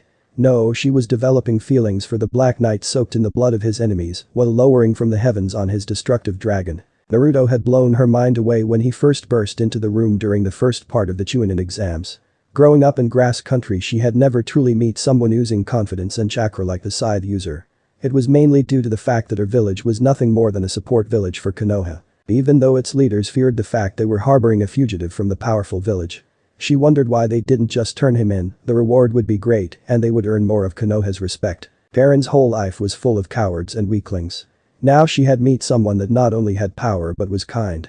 When he erupted into her life the shock and chakra she felt not only frightened her, but made her excited. So excited that she had to change the underpants she was wearing. The first exam was extremely difficult, especially with the way the dog boy that sat next to her kept sniffing the air. Kiba would also turn to her with a big and goofy smile that freaked her out. She knew that he knew what had happened to her. The whole time after he was done cheating he spent it trying to touch her. Which resulted with her cutting him with her pencil. After the exam the two grass teams had met up and agreed to stay away from Konoha's Black Death. Needless to say she was shocked that he had saved her. At first she felt gratitude, but the feelings became more serious with the way he sacrificed himself for his teammate. The way that he would gently treat his scaly friend. The way that he had accepted her, since most shinobi were rude to foreign nin even if they were allies. Something in her heart told her he was different, that with him she could be who she wanted to be. She found this very strange to her, she was always a nin that believed in science. Which left her confused at the sudden feelings that were developing. Sure she had some silly dreams like any other girl, but she never thought it might come true. Now she couldn't help but let herself be wrapped up in the chakra that he unconsciously let out. As a sensor she could feel and see the chakra of those around her if she concentrated hard enough. With Naruto she didn't even have to try hard, his chakra was so much that it was filling the room. Down in Nin and higher also had a small spark of chakra due to their emotions, but the way it just gushed out of his body made the Hokage look weak. But what she loved about his chakra wasn't the fact it promised great nights if she got with him, but the way it seemed to want to protect others. She could feel his want to help and care for those around him. She accepted his chakra with all her heart, she knew that he would never do anything but protect her. She felt a great wave of joy, ease and warmth fill her. She could only imagine how it would intensify if she held his heart. These reasons and the fact that the Hokage had allowed her to continue was a sign from Kami to her. It meant that not only was she destined to make her village proud, but that she was to fall in love with the Scythe user. It was the only reason why everything that has happened to her had revolved around him. Her first climax, her first wet dream, her salvation, her sudden courage against the hidden Sannin, the scroll he offered her when she needed it the most, they knew someone with the same name, and the fact that her sensei had informed her about the Hokage's decision when Naruto was there. Everything could seem like a coincidence to others, but she didn't believe chance could strike so many times with only two people. Something wanted her to be with the team next to her, and she did not plan to disappoint. Sakura was mad, no she was pissed. As soon as she came into the tower with her team the red-haired bimbo they had saved had latched onto her teammate. She didn't care who was with Naruto, but she felt it was her duty to keep him safe from floozies that couldn't keep to themselves. Inner Sakura didn't want anyone besides herself near Naruto, she was having a lot of trouble getting her outer persona to agree to her feelings. Once everything had been explained to her and Sasuke, the redhead easily made her way to where Naruto was. Sakura had led Sasuke to the infirmary, thinking Naruto was going to be there only to find the place empty. Naruto had to report to a different room where a vet from the Inuzuka clan waited to treat shinobi partners. Karen had easily found him thanks to her sensor abilities, leaving a tired Team 7 to give up so that they could rest. Due to the borderline chakra exhaustion from their fight with Orochimaru, Sakura and Sasuke had not left their beds for a day. Sakura had smiled when Naruto showed up with food. It left her face when she saw Karen next to him. To make things worse the short-haired, glasses-wearing Kanachi had quickly taken Naruto out of the room. Mizuki had a serious look as he stood next to the Jounin. The day before he had gone to see Imp and was glad to hear the wound was minor. He then asked his disciple what happened only to be shocked and yet filled with pride. The silver-haired Chunin had never thought Naruto would be able to seriously wound a Sannin so soon. Now the man waited for his favorite student to do battle. He watched as Sasuke fought off the chakra-draining man. The senior Konoha had gotten a few hits and grabs on Sasuke before the last Uchiha revealed his Sharingan and turned the battle by using the same chakra-draining attack. With his chakra to normal, he leaped from his opponent and used a quick-fire jutsu to defeat him. The man was heavily injured but would live. Sasuke looked at his hands before turning to look at his team. I didn't want to show the Sharingan yet.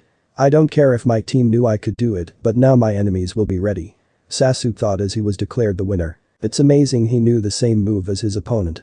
Ranko Lee said, making Madangai chuckle. He didn't know it, Uchiha Sasuke learned it because of the Sharingan. That special Dijutsu has the ability to read his opponent's abilities and copy them.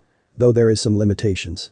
It can't copy bloodlines or jutsus where shinobi use limited hand seals or none at all. To be honest, I expected a bit more from the last Uchiha. His battle was impressive, but with all the hype he had I figured he would be borderline Chunin by now.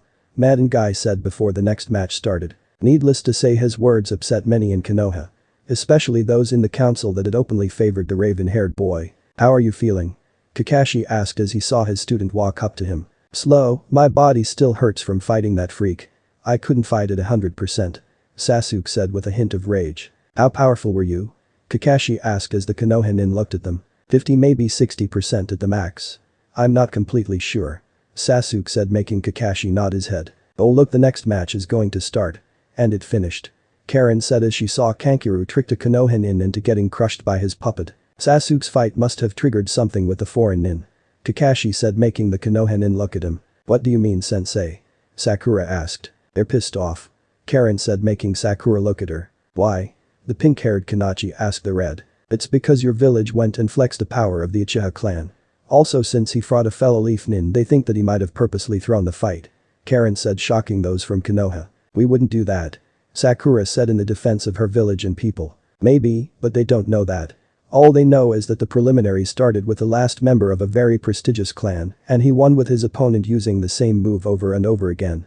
Any good shinobi would have changed tactics when their attacks weren't working.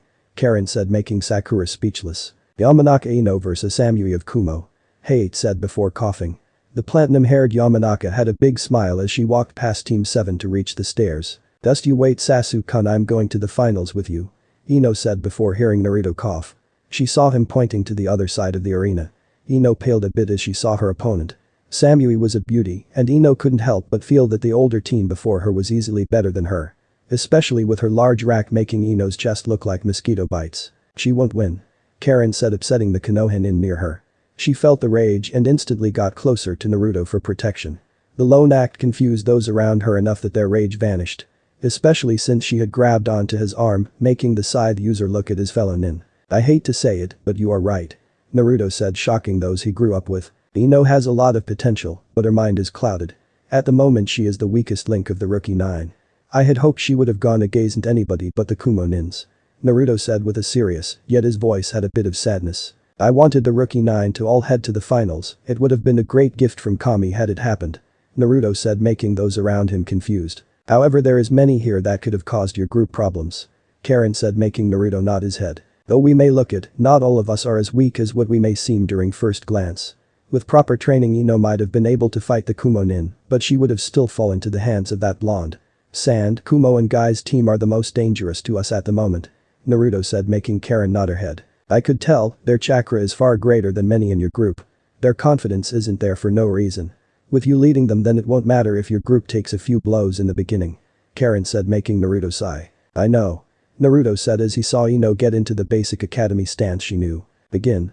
Hayate yelled, making Ino charge her opponent. She threw a few shuriken, making Samui knock them out of the air. Using the quick distraction, Ino threw a punch only to hit nothing but air. She disappeared. Ino said with disbelief before ducking, she quickly turned with a sweep. The instant and instinctive action allowed her to trip the Kumo Kanachi. Samui did a few backflips to not hit the ground. For a moment her speed was descent. How did she know I was behind her? Samui asked herself as she saw Ino get to her feet. What was that? My body was screaming to me that I was in danger. It almost felt like when I sparred with Naruto. No, she is nowhere near his level. The only reason I knew he was there is because he wanted me to. Ino thought as she saw her opponent suddenly take her seriously. What just happened? Kiba asked. He, along with many of the rookies, felt no knew Ino had lost at that moment. Ino has high enemy awareness even if she doesn't know it. Asuma said as he lit a cigarette. I have Naruto to thank for that. Many in the room looked at the side user.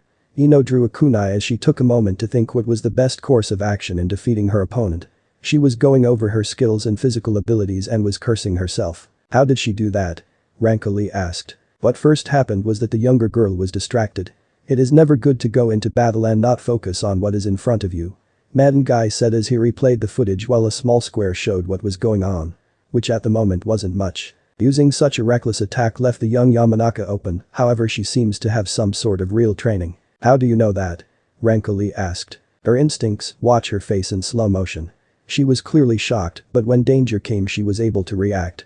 My estimate is that someone wasn't holding back against her during special training. The sudden counter-attack seems almost built into her body. It's why she was able to catch a high-level opponent off guard. If she continues to train at the rate she is going, she will be a very dangerous opponent in the years to come. Madden Guy said before the image on the television went back to the fight. 3 months before the exams, the platinum blonde was breathing hard after her first spar with the strongest genin she knew. She watched as her battle-ready opponent stood with all his dark glory. The last 3 hours was spent with her trying to attack him, only to have him vanish from her sights and strike her back, bottom, legs, and arms. Every place he hit was to cause her pain, but not enough to knock her out. In his right hand was a white rope that at first touch was soft, but with the speed and strength he used made it sting her. Are we done? Naruto said with a bored tone that upset her. No. Not yet. Ino said with rage as she charged him again. Naruto let out a sigh before allowing Ino to nearly make contact with a kick. Once again she was left with disbelief as Naruto easily evaded her attack and whipped her butt with the rope. Stop charging in. If you remove that flow your skill will easily double. Naruto said as Ino rubbed her backside. She yelped when Naruto appeared in front of her and brought the rope on her head. Never stop moving in a fight. If you are injured you can't treat your wounds until your opponent is down. Naruto said, making Ino upset. But I can't beat you. Ino said with pain in her voice. Yes you can. Everyone has a weakness, you just have to find it and exploit it. Naruto said as he stood with confidence. Then what's your weakness? Mr. Perfect, you're good at everything. Ino said with annoyance. That is my weakness. I am a balanced fighter, but if I went against a specialist in one field my chances of losing are very high. I can break Jinjutsu, but the higher the level the harder it is.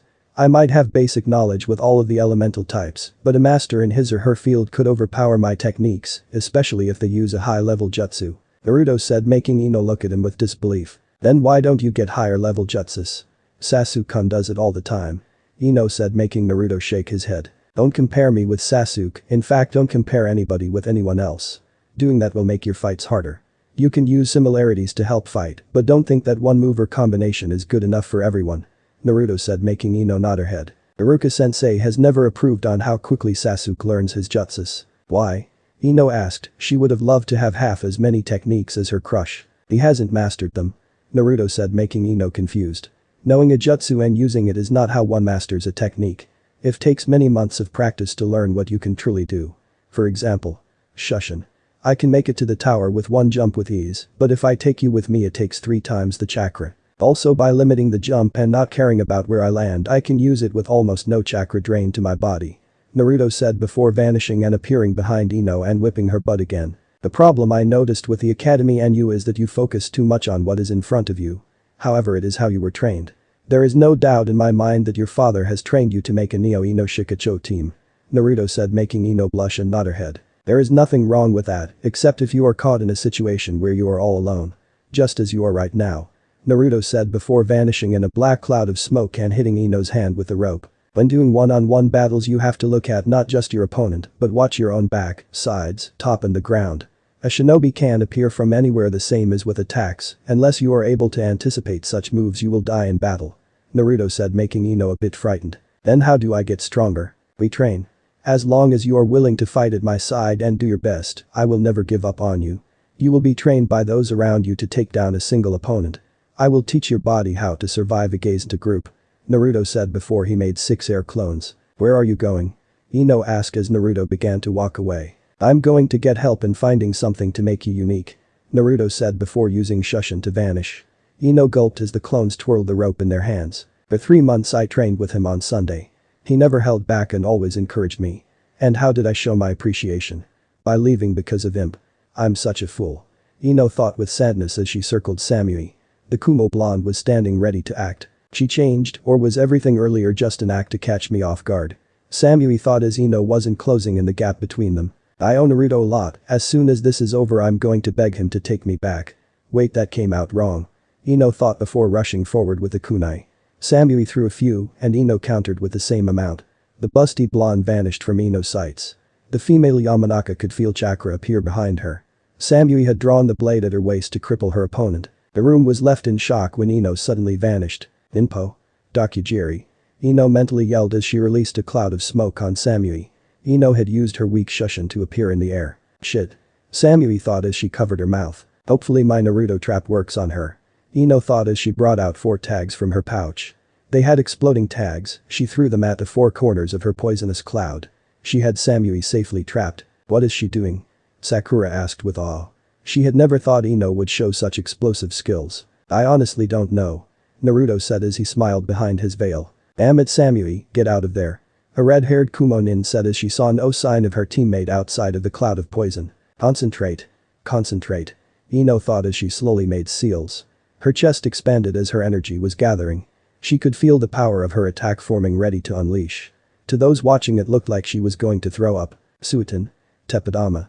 Ino yelled as she released 5 balls of rapid-moving water into the cloud of purple smoke.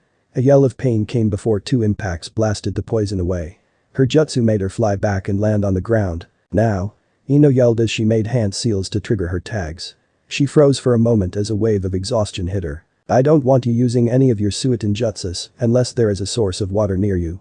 At the moment you don't have the chakra to create a descent attack from the moisture in the air. Naruto's warning filled her head. He was right, that last jutsu drained me.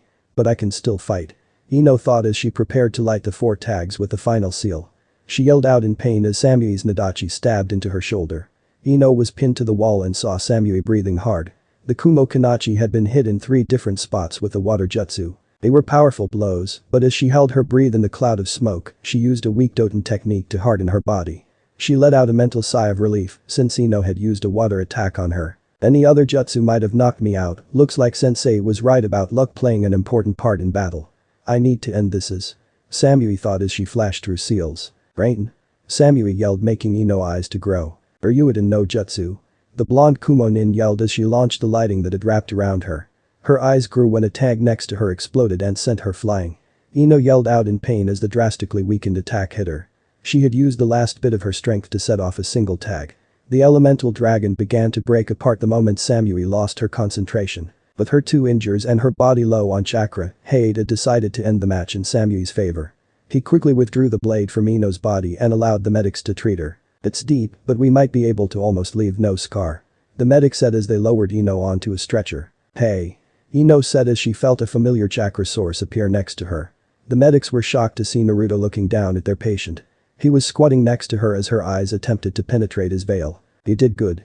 Naruto said with pride in his voice. Thanks, but if I hadn't left your side I would have won. Ino said with light tears in her eyes. She was frustrated with herself, she had been so close, she could taste victory. If only her foolishness hadn't caused her to throw away the only friend that really cared about her improvement. You did your best, that is all I ever wanted. And as you can see I'm here next to you. Naruto said making Ino reach her hand towards him. He took her hand and gave it a light squeeze. We are 2 of 9. I won't let anyone else wear this number. Naruto whispered making Ino smile. He was lucky no one, but the medics heard him. He let go of her hand and stood. Ino watched him vanish with his shushin. The poison is weak but very fast and spreading.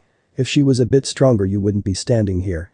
Anko said as she gave Samui a powerful anti-venom. I know, looks like luck was on my side today. Samui said as she looked towards the direction her opponent was taken. Even though I was trained by sensei and have more power, skill and experience, that girl brought me to my knees. Konohinin are a force that must not be underestimated. Samui thought as she followed the medics for treatment. Yamanaka Ino. I wonder if her father will get upset if I take her in as an apprentice. It's the least I can do for my very busy coworker. Anko said with a mischievous grin. Don't feel bad Yamanaka, your daughter fought well. Danzo said as Inoichi had his head down. I know, and it hurts seeing her lose but more when she gets hurt. The thing that has me the most upset is that everything she showed, the power she displayed had nothing to do with our clan. I don't know where she learned all of that, but it wasn't from Mie Asuma. Inoichi said with pain in his voice. Don't let it get to you, whoever is helping her, you should be grateful to. That person clearly has put her on the right path to become an interrogator. Homura said, making Inoichi relax. Did you know Ino was this strong? Sakura asked her black cloak teammate. She used to be stronger. Naruto said, shocking Sakura and those around him. I heard that she quit training with you. I guess whatever extreme training you gave her had worn down. Asuma said with a bit of disappointment. To train or not to train with me has always been her choice. Naruto said with a calm tone to end the topic. He didn't like to talk about others unless they were his enemies. The next match shall be Tamari from Tsunagaze and Tenten of Konoha. Hayate said, making the genin look into the battle. They were shocked that someone could own so many weapons at once. The battle didn't last long, and the weapon mistress was beaten and retrieved by her teammate. The next fight shall be Inyazuka Kiba vs Nara Shikamaru. Hayate said, shocking the members of the rookie nin. Kiba and Shikamaru instantly looked towards Naruto. Make it good. The Scythe user said while in the inside he was cursing the one in charge of the selection. Both competitors nodded their heads before heading to the arena. Are you two ready? Then begin. Hayate said before jumping to cough his lungs out. This is going to be such a pain. However, I can't afford to lose to someone of such low ranking. Shikamaru said before getting into a fighting stance. This single course shocked all that knew him. Low ranking? I don't think you noticed, but I'm number 1. Kiba said with a smirk as he showed off his gloves. The lazy Nara looked at Kiba, then at the other members of the rookie 9, before looking at Naruto. He sighed before bringing his hands up and making sure his gloves are secured. The unique color and number clear for all to see. I guess I was the only one that read the letter attached to the boxes when we received our gloves. Just as Konoha uses 3-man cells, so do the rookie 9. For example, the first 3 ranks. Number 1, which is held by you, number 2, which belongs to Ino, and number 3 that Choji proudly wears. The lowest number of a group will always be the main attacker, the middle number will act as support. The final number has the job of keeping the team safe. They will keep most of their power hidden and use it to destroy the immediate opponent or rush in at the last moment and save their fellow 9. Shikamaru said, shocking those in the arena and those viewing the matches. I agree with the ranking Naruto has given us. At the moment with our present skills, this way of fighting is best. However, our numbers not only represent what teams we are to be with, but also how powerful we are. That form of ranking comes from the 9 Biju. The lazy Nara said, making the eyes of everyone to grow. The one tail is the lowest but the most destructive when attacking. Just like you are a very powerful shinobi, but allow your ego to weaken your skills. While the 9-tailed is clearly the strongest of all the demon lords. Just like Naruto is with all of us. Of course, as we train and grow stronger, our rank might change. However, one thing won't change, and that is that Naruto is very troublesome. Shikamaru said, making those listening confused. Why? You don't like him as our leader? Kiba said as he looked at the Scythe user he knew and hated the fact that Naruto was clearly the alpha in their group. Something he had wanted for the longest. Do the Biju have a clear leader? No, each of them did what they wanted when they wanted, but they respected each other. Which is why they never invaded another's territory. Yes, we are a special group, and yes, Naruto is the strongest, but in the end we are equals no matter what our rank is. We respect each other and help each other become the best we can be. We will be the leaders of our generation, we will become the ones to protect the village when the old generation dies out. From one of us a Hokage will stand, and from our bonds, Konoha will finally reach complete harmony. Can you imagine it, Kiba? If one of us becomes Hokage, all of us will support him. 7 of the 9 are clan heirs, no matter who we support they will have the majority vote. Through our unity we can change Konoha for the better, we will end all the pointless bickering and pain. No longer will our home be divided, in the words of your clan. Our pack will be one. Shikamaru said, making Kiba's eyes grow. The pack will never truly be strong if the individual's members do not work for the good of the pack. Each member of the family must be ready to give themselves to protect the pack and the pups to come.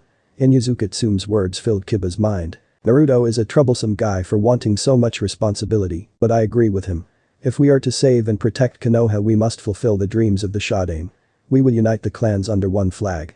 Though it pains me to do this, Kiba, I can't afford to hold back. Shikamaru said as he got back into his unknown fighting stance. A smirk grew on the Inyazuka air. I wouldn't have it any other way, Oni-chan. Kiba said as he tossed a pill to Akamaru. It's good to see you understand what I wanted to say at Tauto. But who knows? After this fight is over you might be the Oni-chan. Shikamaru said with a smirk. I don't think so. Kiba said as he charged Shikamaru. They did some fast jutsu, shocking Team 10 since they had never seen Shikamaru move so much. Looks like our morning training is paying off. Naruto said, making the Konoha-nin look at him. You've been training with Shikamaru during the mornings? Sakura asked while feeling a bit hurt. She had asked him about morning training, but his answers was that he was always busy. Yeah, I normally sleep only 4 to 6 hours a day. Before going to our team meetings I meet up with Shikamaru and train with him. The fighting style he is using is one I found that would be best for him. It revolves mostly around sudden and accurate strikes. He has more than likely memorized all of the moves involving the styles, along with the key pressure points in a human body. Shikamaru's weakness has always been to jutsu, it was the first thing I wanted to eliminate. Naruto said as the lazy Nara blocked and countered Kiba's attacks. Kiba was clearly faster, but Shikamaru was used to seeing that level of speed. What made things easy for Shikamaru was the fact that Kiba did not pack the raw power of Choji, much less what Naruto had. Page main no jutsu. Shikamaru said when he was lightly struck by two rapid-moving Kibas. His shadow connected the two dog boys, making them stand awkwardly. In a flash of sudden speed Shikamaru struck one of the bodies. When fighting two opponents the shadow possession is difficult to control. Using his brain Shikamaru can trap his opponents into the best position possible. I'm proud of Kiba's instincts, otherwise Shikamaru would have knocked him out like he did with Akamaru. Naruto said as Kiba had blocked the blows. The now lone Inuzuka jumped back and got on all fours and looked at his opponent. "Hey-san," Shikamaru said as he looked at Kiba. His words left those viewing confused. "Do you mind taking Akamaru to a medic? I want to fight Kiba at 100%. I can't do that if he is worrying about his partner," Shikamaru said, making Kiba smirk. Hey-8 with a single move took the injured pup to safety. "I appreciate that Oni-chan, but it's almost time to end this," Kiba said, getting a nod from his higher-ranked friend. Kiba took in another soldier pill and charged Shikamaru. "Did your mother teach you to use chakra to improve your speed in battle?" Shikamaru said as he suddenly found himself on the defensive. He had gotten stronger, but fighting so close to someone was still a foreign concept to him. "No, it's something I was figuring out on my own after I learned tree climbing," Kiba said as he slashed Shikamaru's leg. "You should go see Naruto later, he has a lot of scrolls, perhaps we can find something to make you stronger," Shikamaru said with a smile. "Who knows?" Kiba said before charging at full speed again. "Inpo. Shell of shadows," Shikamaru said as his shadow expanded around him and began to raise out of the ground. Kiba couldn't react when he crashed into a dome of darkness. He was shocked that he was able to stand on it and not have his movement sealed. Without warning the dome of darkness shattered and Shikamaru flew towards the off-balanced Kiba with an uppercut. As both reached the max of their climb Shikamaru spun and delivered a roundhouse. The blow sent Kiba smashing into the opposing wall. "Nara Shikamaru barrage," Shikamaru said as he stood with ease. He adjusted his gloves once more before heading to the stands. "I think that was a good enough show, don't you?" Shikamaru said as he stood behind Naruto. The only sign that the Nara got that Naruto listened to him was that Naruto adjusted his gloves. A small smirk grew on Shikamaru's face before heading to stand next to his immediate team. "Why is he the only one that has a different color?" Karen asked when she noticed the small difference. "Because Shikamaru is the smartest, as number 5 not only does he support the members of the 9 next to him, but also all the others. If I had things my way I would always consult Shikamaru before any battle," Naruto said as he watched medics help Kiba. "The taijutsu he used it was Hapkido, right?" Guy asked after suddenly appearing next to Kakashi. I had a friend special order it," Naruto said, making Guy study him. "Aburam Shino vs Aku of Sound," Hey-8 said, making the silent genin walk to the stairs. "Piece of cake, fighting this loser will be easy," Zaku said with ignorance. "Though I feel that our level of power is correct, I do not agree with me being in the front lines," Shino said as he adjusted his glasses. He stared at his gloves while waiting for Naruto to answer him. "Do you doubt yourself?" Naruto said, making Shino look at him. "No. Then why should I doubt you?" Naruto said, making Shino think. "I understand," Shino said before heading to the arena. "Do you think because of some fancy gloves you can beat me?" Zaku said as Shino walked his way to him. "I'm from the Aburam clan, you can't defeat me," Shino said as he adjusted his gloves to fight. The lone act pissed off Zaku, while the others wondered if it will become a habit before one of the 9 would do before a battle. Though Sasuke was cursing himself for not adjusting his gloves, Ino had done it subconsciously when walking down the stairs. "Take this," Zaku yelled as he sent a blast of wind at Shino. It struck Shino, making him break apart to reveal hundreds of bugs. "What?" Zaku said in confusion before he got kicked on the back. "I have yet asked Naruto for assistance, however, as one of the 9, I also must honor my rank," Shino said as he sent clouds of his friends to Zaku. The wind user defended himself and saw Shino disappear from his view once more. "Damn it," Zaku said with rage as he turned to block where he thought Shino would attack. Only to have his legs tripped from under him. "Fall before the might of the Aburam clan," Shino said as his bugs swarmed over Zaku. When the sound nin hit the ground, Shino quickly grabbed his arms and pulled them back. The stoic Aburam was using Zaku's back to increase the level of pain he had on Zaku. It didn't take long for the swarm of insects to drain Zaku's chakra. "How?" the exhausted sound nin asked as Shino was declared the victor. When I saw your straight and simple attacks, it reminded me of my teammate. Kiba was never good at Jinjutsu. The Nico steps is a Jinjutsu that my sensei taught me. It nullifies the sounds that I make while walking, allowing me to sneak around your defenses. Shino said as he walked towards his team after readjusting his gloves and sunglasses. He saw Naruto nod his head as Sakura, Choji, and Hinata congratulated him. The Hyuga heir had just returned from giving a small jar of medicine to Kiba. Sasuke and Shikamaru had light smirks on their face. Sensei, they are so youthful, I cannot watch their amazing flames of youth. Lee said as he pretended to cover his eyes from a bright light. My eternal rival, perhaps my students can also join their wonderful group. Guy said to his eternal rival. No, I don't think so. Though the sound of the Konoha 12 is amazing, but a group is more respected and feared with a lesser number of members. For example, the 7 Swordsmen of Mist, the 5 Elemental Shadows, the 3 Sannin, and finally the Hokage. By adding more members to the group, it will just weaken them. Kakashi said with his eye smile. I would not want to be associated with fools like them. Fate has already given me my path to walk. Niji said in the traditional Hyuga way. We may be fools, but we do not suffer alone. Naruto said, making Niji glare at him. Next match is Haruno Sakura and Carry of Kumo. Hayate said to prevent a fight from starting in the stands. The Rookie 9, they are proving to live up to their self-appointed names. Danzo said with his excitement almost escaping his lips. That Uzumaki has a lot of nerve thinking he can force the heirs into doing his bidding. A civilian said, making the council look at him. What is wrong with creating unity among the clans? As long as we continue to bicker among ourselves, our people suffer. Tsume said, making the man snort. As long as the world turns, money will always dictate the future, the poor will suffer, the rich will rule, and the honest will die helping others reach their dreams. A greedy merchant said with a smile. It's fools like you that those children will dispose of.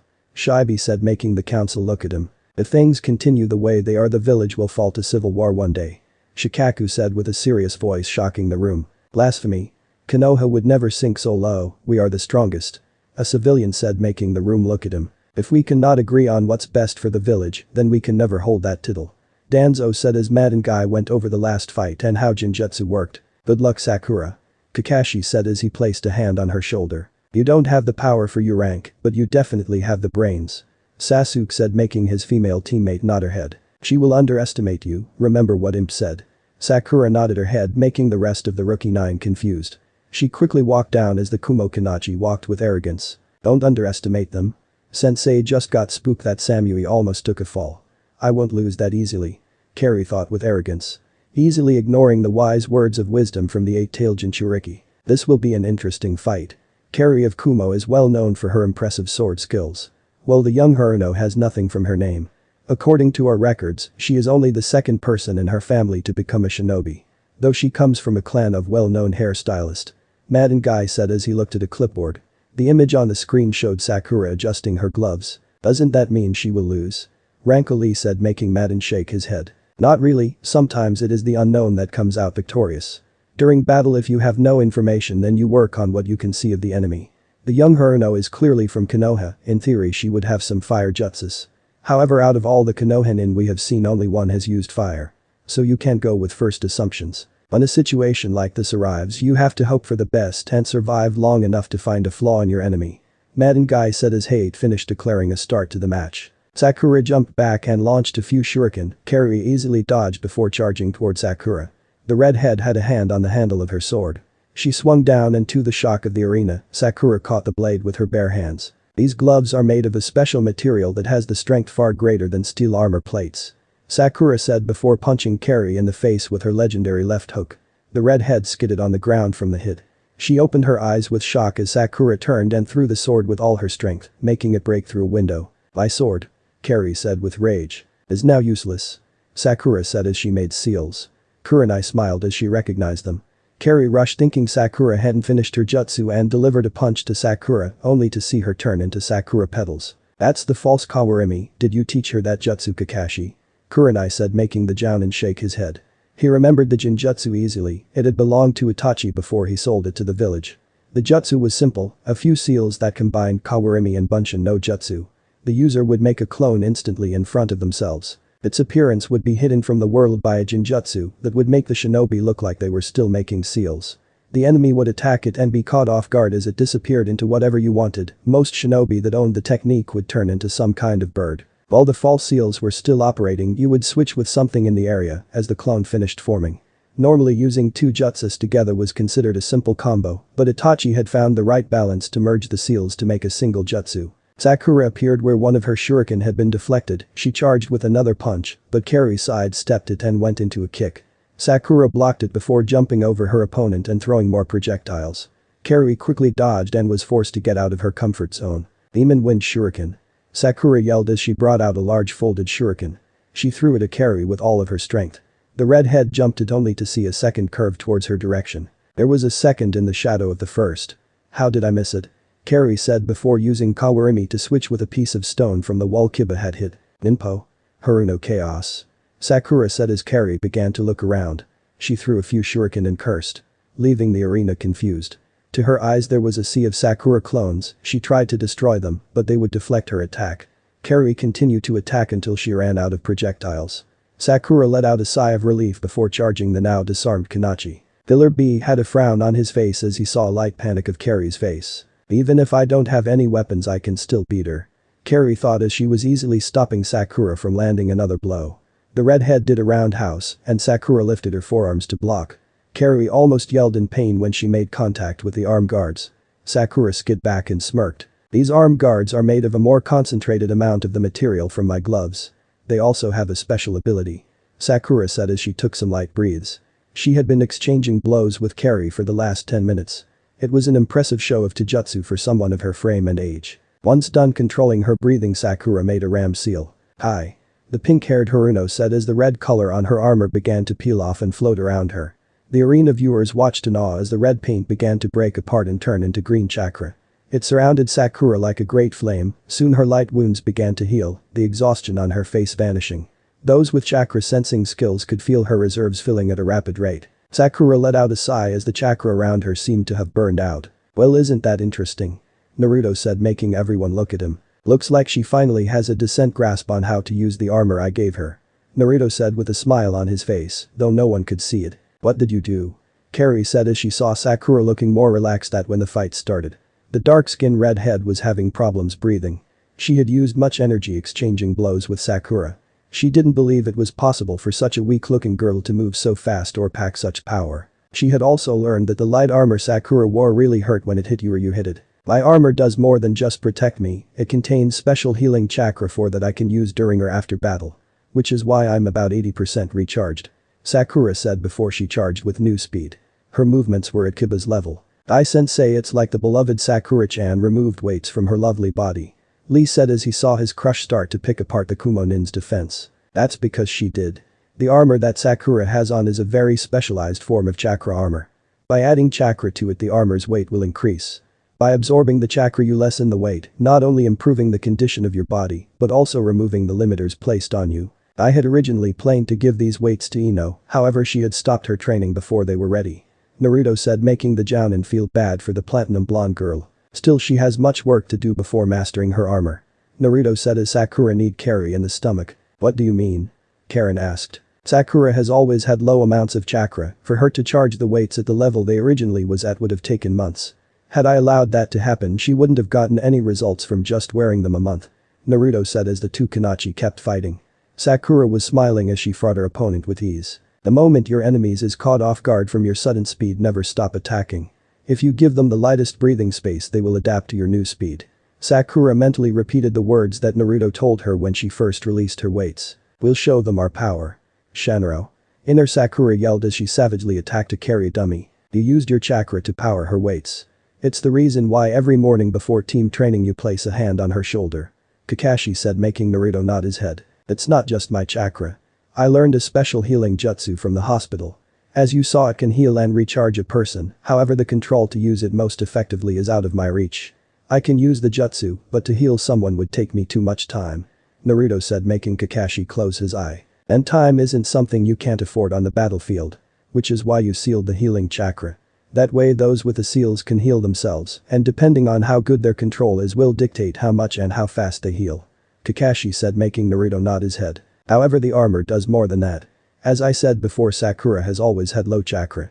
The amount I pumped into her weights is 4 maybe 5 times her maximum output. Which is why she cancelled the release, making those Sakura petals appear on her armor. Naruto said, making the eyes of the Jounin grow. Wait. Are you saying that if she wanted to she could use that healing jutsu again? Kurenai said, shocking the genin. Hi, since she has to manipulate foreign chakra into her own body, much of it can be wasted during the transfer. Activating it the first time cut her weight and the armor's chakra in half.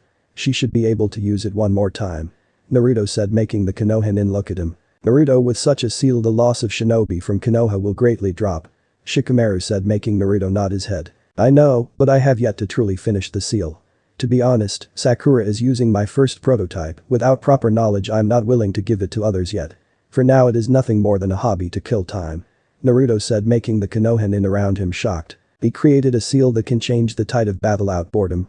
The Hokage thought with disbelief. And you make it better? Karen asked. I can't, that seal was created with the knowledge I am allowed to obtain as a genin, half of it is original seals that I had to create on my own. There has been many failures before I was able to develop something that was safe.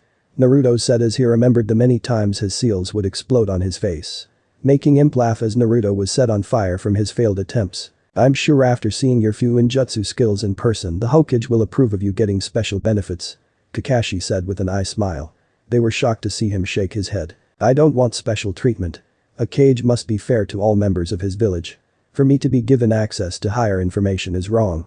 I will just wait until I become a Chunin, but to be honest, I think working on my own seals makes things more fun. By not following the standard mainstream work I can be unique. That way, if I create a clan they will have something to help them stay in power. Naruto said, shocking those around him. That's right, he doesn't have a family. Almost all orphans dream of having a big family one day. The Jounin thought as they saw the silent Scythe user. Naruto watched as Sakura backflipped from the exhausted carry.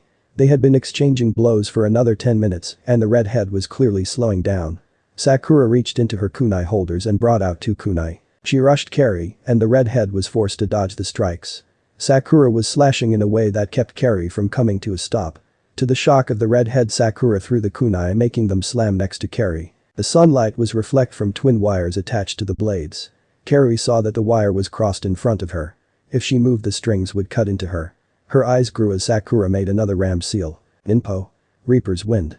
Sakura mentally thought as she let out a strong breeze that cut into Carry's flesh. The redhead had crossed her arms to protect herself from the small blades of winds. Oh yeah. Naruto's jutsus are the greatest. Inner Sakura yelled as her outer person stopped the technique before letting go of the ninja wire. She kicked off the crossed arms of Carry, making the redhead slam her head into the wall. Carry was instantly knocked out as Sakura got a safe distance from her. The long pink-haired Kanachi let out another sigh of relief as she saw the battle was over. Sakura readjusted her gloves before heading to her friends. Amazing, Kakashi has truly done great work with his students. Kaharu said as she looked at Sakura head to her team. Crazy old bat. Most of the council thought since they had a feeling their perfect weapon was the reason behind the large amount of power the rookie 9 was showing. You were great. Sasuke said, making Sakura blush. Thanks, but I probably could have been a third faster if I removed all of the weight on me. Sakura said, making Sasuke look at her with disbelief. Though he greatly hid it, she still had a third of her power hidden. The lone Uchiha thought as he looked at his former fangirl with new respect. Sasuke was caught off as Sakura instantly went around him. Naruto, the armor you gave me was amazing. It just took too long for the chakra to be released in the beginning. Sakura said, making Naruto nod his head. I know, but remember that this was not originally made to be used during battle, but instead after it or if a support team showed up. We had good luck on our side since your opponent stood there while you were recharging yourself. Naruto said, making Sakura nod her head. You said the armor was originally made for Ino, since its clear flaw is that it takes a while to power up, you didn't change it because she is a part of the Ino Shikacho trio. You knew she would have the necessary time to use it. Shikamaru said, making Naruto nod his head. That and more. During training I noticed Ino has another flaw, she is quick to show off new skills.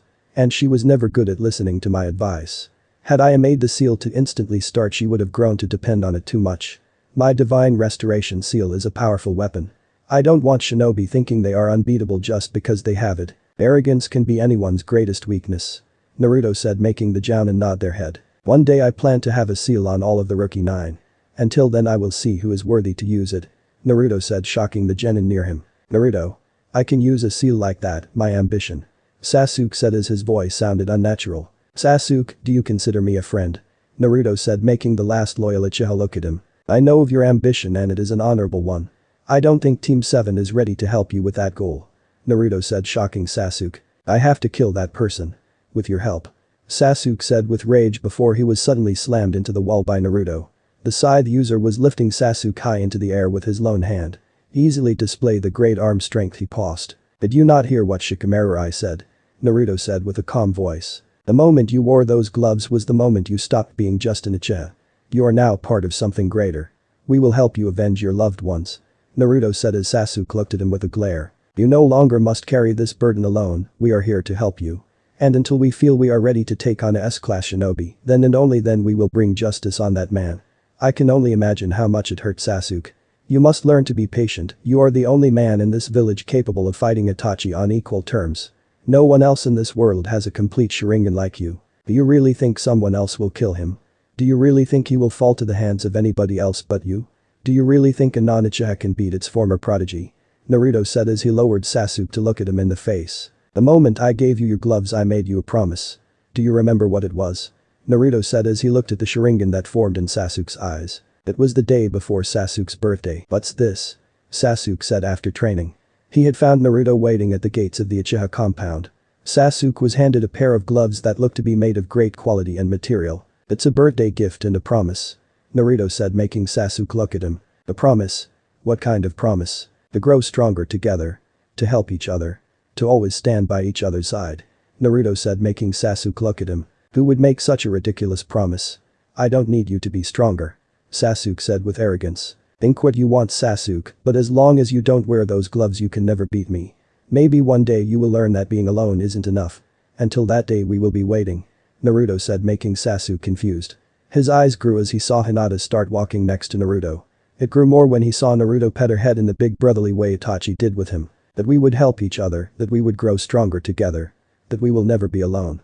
Sasuke whispered as the hand around his neck lowered him. Each member of my fellow nine are important to me. I won't let anyone harm any of you if I can prevent it.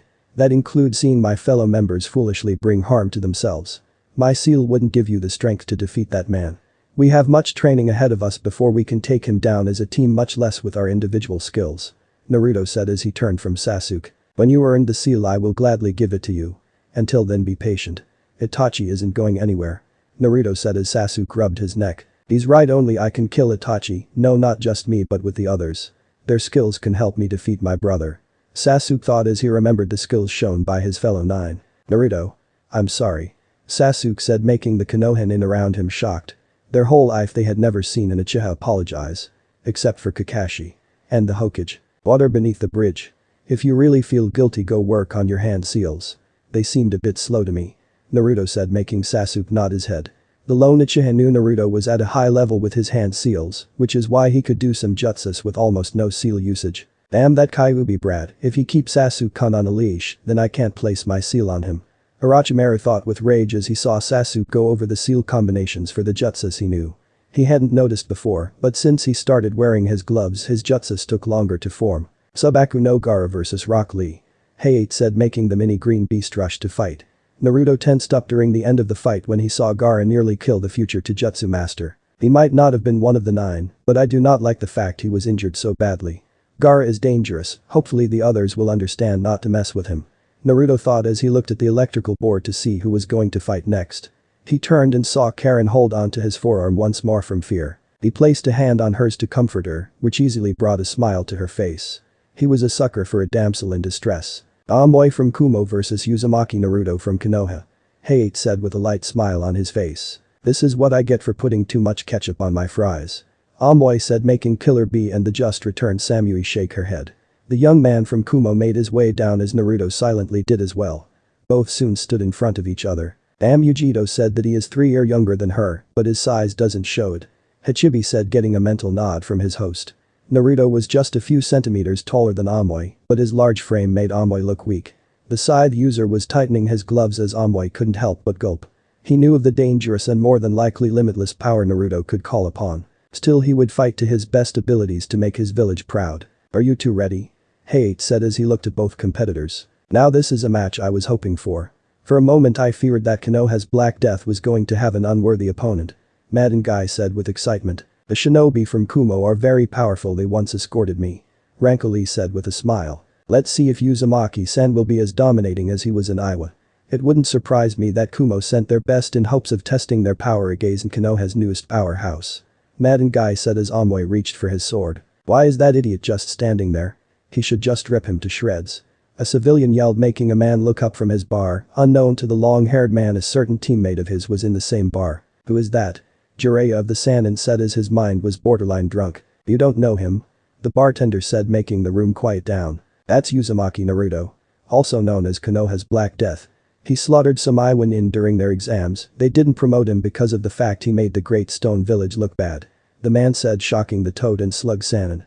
Her apprentice was just looking at the mysterious figure. Rumors says that he is supposed to take up the Hokage's mantle in a few years. They also say he is a greater genius than even the Yondaime was. The man said, making Jiraiya glare at the man. That's impossible, the Yondaime can never be surpassed, especially by some nobody named Uzumaki. Naruto? Jiraiya said as his mind registered who he was talking about. I don't know, the kid is supposed to be extremely powerful. From what Konoha are saying, he can freely use all 5 elements. His physical power is amazing. His skills with a scythe is already at a master level. His chakra and stamina has no limit. I got my money running on him reaching the top. The man said with a smirk. Sounds like a brute if you ask me. Tsunade said as she saw the carefree way Naruto stood before Amoy. Shizune and her were in a booth near the bar, but Jiraiya hadn't heard her. I don't know Tsunade-sama, he doesn't look that way to me. He looks like a hardened veteran ready for anything. Shizune said, making Tsunade snort. The older blonde had her eyes grow as she got a peek at the gambling slip in Shizune's hands. The busty blonde had been struggling to see what bets her apprentice made all night. Now she learned that her student had made bets against her. Tsunade-sama, who do you think will pass this year? Tsunade remembered the question Shizune had asked her before the preliminaries started. In fact, it was the same question Shizune always asked when they would watch shinobi events. Did she bet against me all night long? How long has she been using my bad luck for her own advantage? Tsunade thought with rage before she looked at her betting slip. Winner Amoy. Tsunade read on who she had bet on. He had high odds unlike those with Naruto. She had invested a lot of money hoping to make a dramatic win with a student of the Hachibi. She had seen them once while riding in caravan that had requested protection that had a famous singer in it. Oh, looks like it's starting, Tsunade-sama. Shizune said with a happy tone as Tsunade glared at her student. Shizune happily didn't notice. Could he be?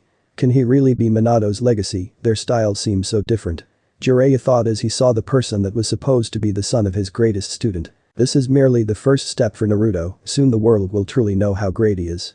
Danzo said with pride. He had much plans for Naruto. This will allow us to properly grade his power. Shibi said, getting a nod from the council. I can only imagine the money he will bring in. A greedy council member said with excitement. Let's see if he really is Hokage material. A civilian said with venom. Even if you don't approve of him, it is the shinobi of Konoha that will vote if Naruto is to succeed the Sandaime. Homura said, making the civilians glare at him. The man actually approved of Naruto becoming Hokage one day. He could see the will of fire in the boy. His mind calculated that Naruto could become a Kage like no other. As long as he had the proper training. Let's see how good your favorite student is. I can only imagine what amazing tricks you have taught him. Asuma said as he looked at Naruto. I haven't taught Naruto anything. He trains on his own and during our meetings he just does team exercises so that they can stay in sync. Kakashi said, shocking the Jounin that were listening. Come. Naruto said, making Amoy charge him. Don't underestimate me. Amoy said as he slashed at Naruto. The golden blonde calmly stepped back to dodge it. He spun to deliver a sweep on the Kumo-nin. Amoy jumped back and threw 3 kunai with his left hand. Naruto merely swung his arm, making them fly away. Amazing, he used a weak wind jutsu designed for training to knock them out of the air. Tamari said as she recognized the manipulation of the wind. I guess sensei was right, holding back against you is suicide. Amoy said before charging with a speed that surpassed Kiba. Naruto drew his scythe and countered an overhead slash Amoy had taken to the air the moment he vanished. Naruto was calmly holding his ground as Amoy struggled to overpower him. The thing that left everyone shocked was that Naruto wasn't looking at his opponent. Amoy pushed off and landed to the right of Naruto. He charged again, and Naruto brought his scythe down. It was at an angle allowing him to block a slash. One hand. He stopped my strike with one hand. How? The angle he has should make it hard to fight. Amoy thought before he saw the muscles on Naruto's right arm start to flex. Amoy braced himself as Naruto swung his scythe, making Amoy fly off. Amoy landed on his feet and swung his sword to redirect a swing from Naruto. Such power. Amoy thought as it was hard to deflect the attacks. He settled for dodging the mighty blows. Naruto calmly walked after Amoy as he swung his scythe over and over again, making the Kumo-nin jump, duck, twist, flip, and spin from the slashes. Amoy rolled away as he saw Naruto turn towards him. Okay, his swings are powerful and I know they are fast, the way he made that scythe reach my neck was ridiculous. Amoy thought as he remembered the first meeting he had with Naruto. When he fought in Iowa it was the same, he overpowered them with his lightning-fast strikes, but his footwork was always slow. That's it. Amoy mentally yelled as he charged Naruto. The room watched as Amoy assaulted Naruto with his sword. The Veil user was masterly using the staff of his scythe to push the blows away. There. Amoy yelled as he brought his swords down, making Naruto do an overhead block. The arena was shocked when Amoy kicked Naruto on the side. Huh? Amoy said when Naruto stood with no effect to his body. Naruto and Amoy looked down to where Amoy's foot connected to Naruto's ribs. Please tell me that hurt. Amoy said as he saw Naruto lift his head. His eyes grew as he saw flames start to appear through the veil. The Kumo-nin leaned back as a stream of fire erupted from Naruto's mouth. Amoy rolled away when Naruto spun his scythe in front of him, hopping to hit Amoy. That was dangerous. What if you burned off my eyebrows and I could never get married? What if I was going to win the heart of a last bloodline carrier, but she rejected me because I lost my eyebrows? What if the son we would have had one day became Raikage and he was needed to wipe out the enemies of my village? What if that powerful army didn't get destroyed and they destroyed my home? Are you okay with risking the safety of my village? Amoy said, making the room sweat drop. The only response Amoy got was another ball of fire making its way to him. That idiot. Samui said while shaking her head, her hand over her face to show her annoyance. Killer Bee let out a sigh. He didn't like pointing out someone else's failures, but he had tried to stop his student from overthinking things during battle. What is this guy made of? Amoy thought as he dodged another ball of fire. He had been dodging for 5 minutes as Naruto stood in the same spot. Amoy sheathed his sword and made some quick seals. He shot 3 balls of lightning at Naruto. One collided with the fireball making it stop, the second destroyed Naruto's attack, as the third made its way to Naruto. The eyes of the room grew as Naruto threw a kunai into the ball of lightning. A moment later it was sucked into the projectile. Naruto used his scythe and smacked his kunai towards Amoy, only to have it turn into the lightning attack. Amoy easily jumped from his countered attack. He looked towards the kunai and saw that it was different. It has 2 blades on opposite sides of the handle. Amoy thought before rolling from an attack. He turned to see a large slash appear where Naruto had attacked. The scythe made out of dragon bones easily cut through the stone Amoy had been by. Amoy jumped as one of the large stones that broke was kicked to him by Naruto. The stone smashed into the wall making crack lines where it had impacted. That could have killed me. Amoy said as he saw Naruto making his way to him.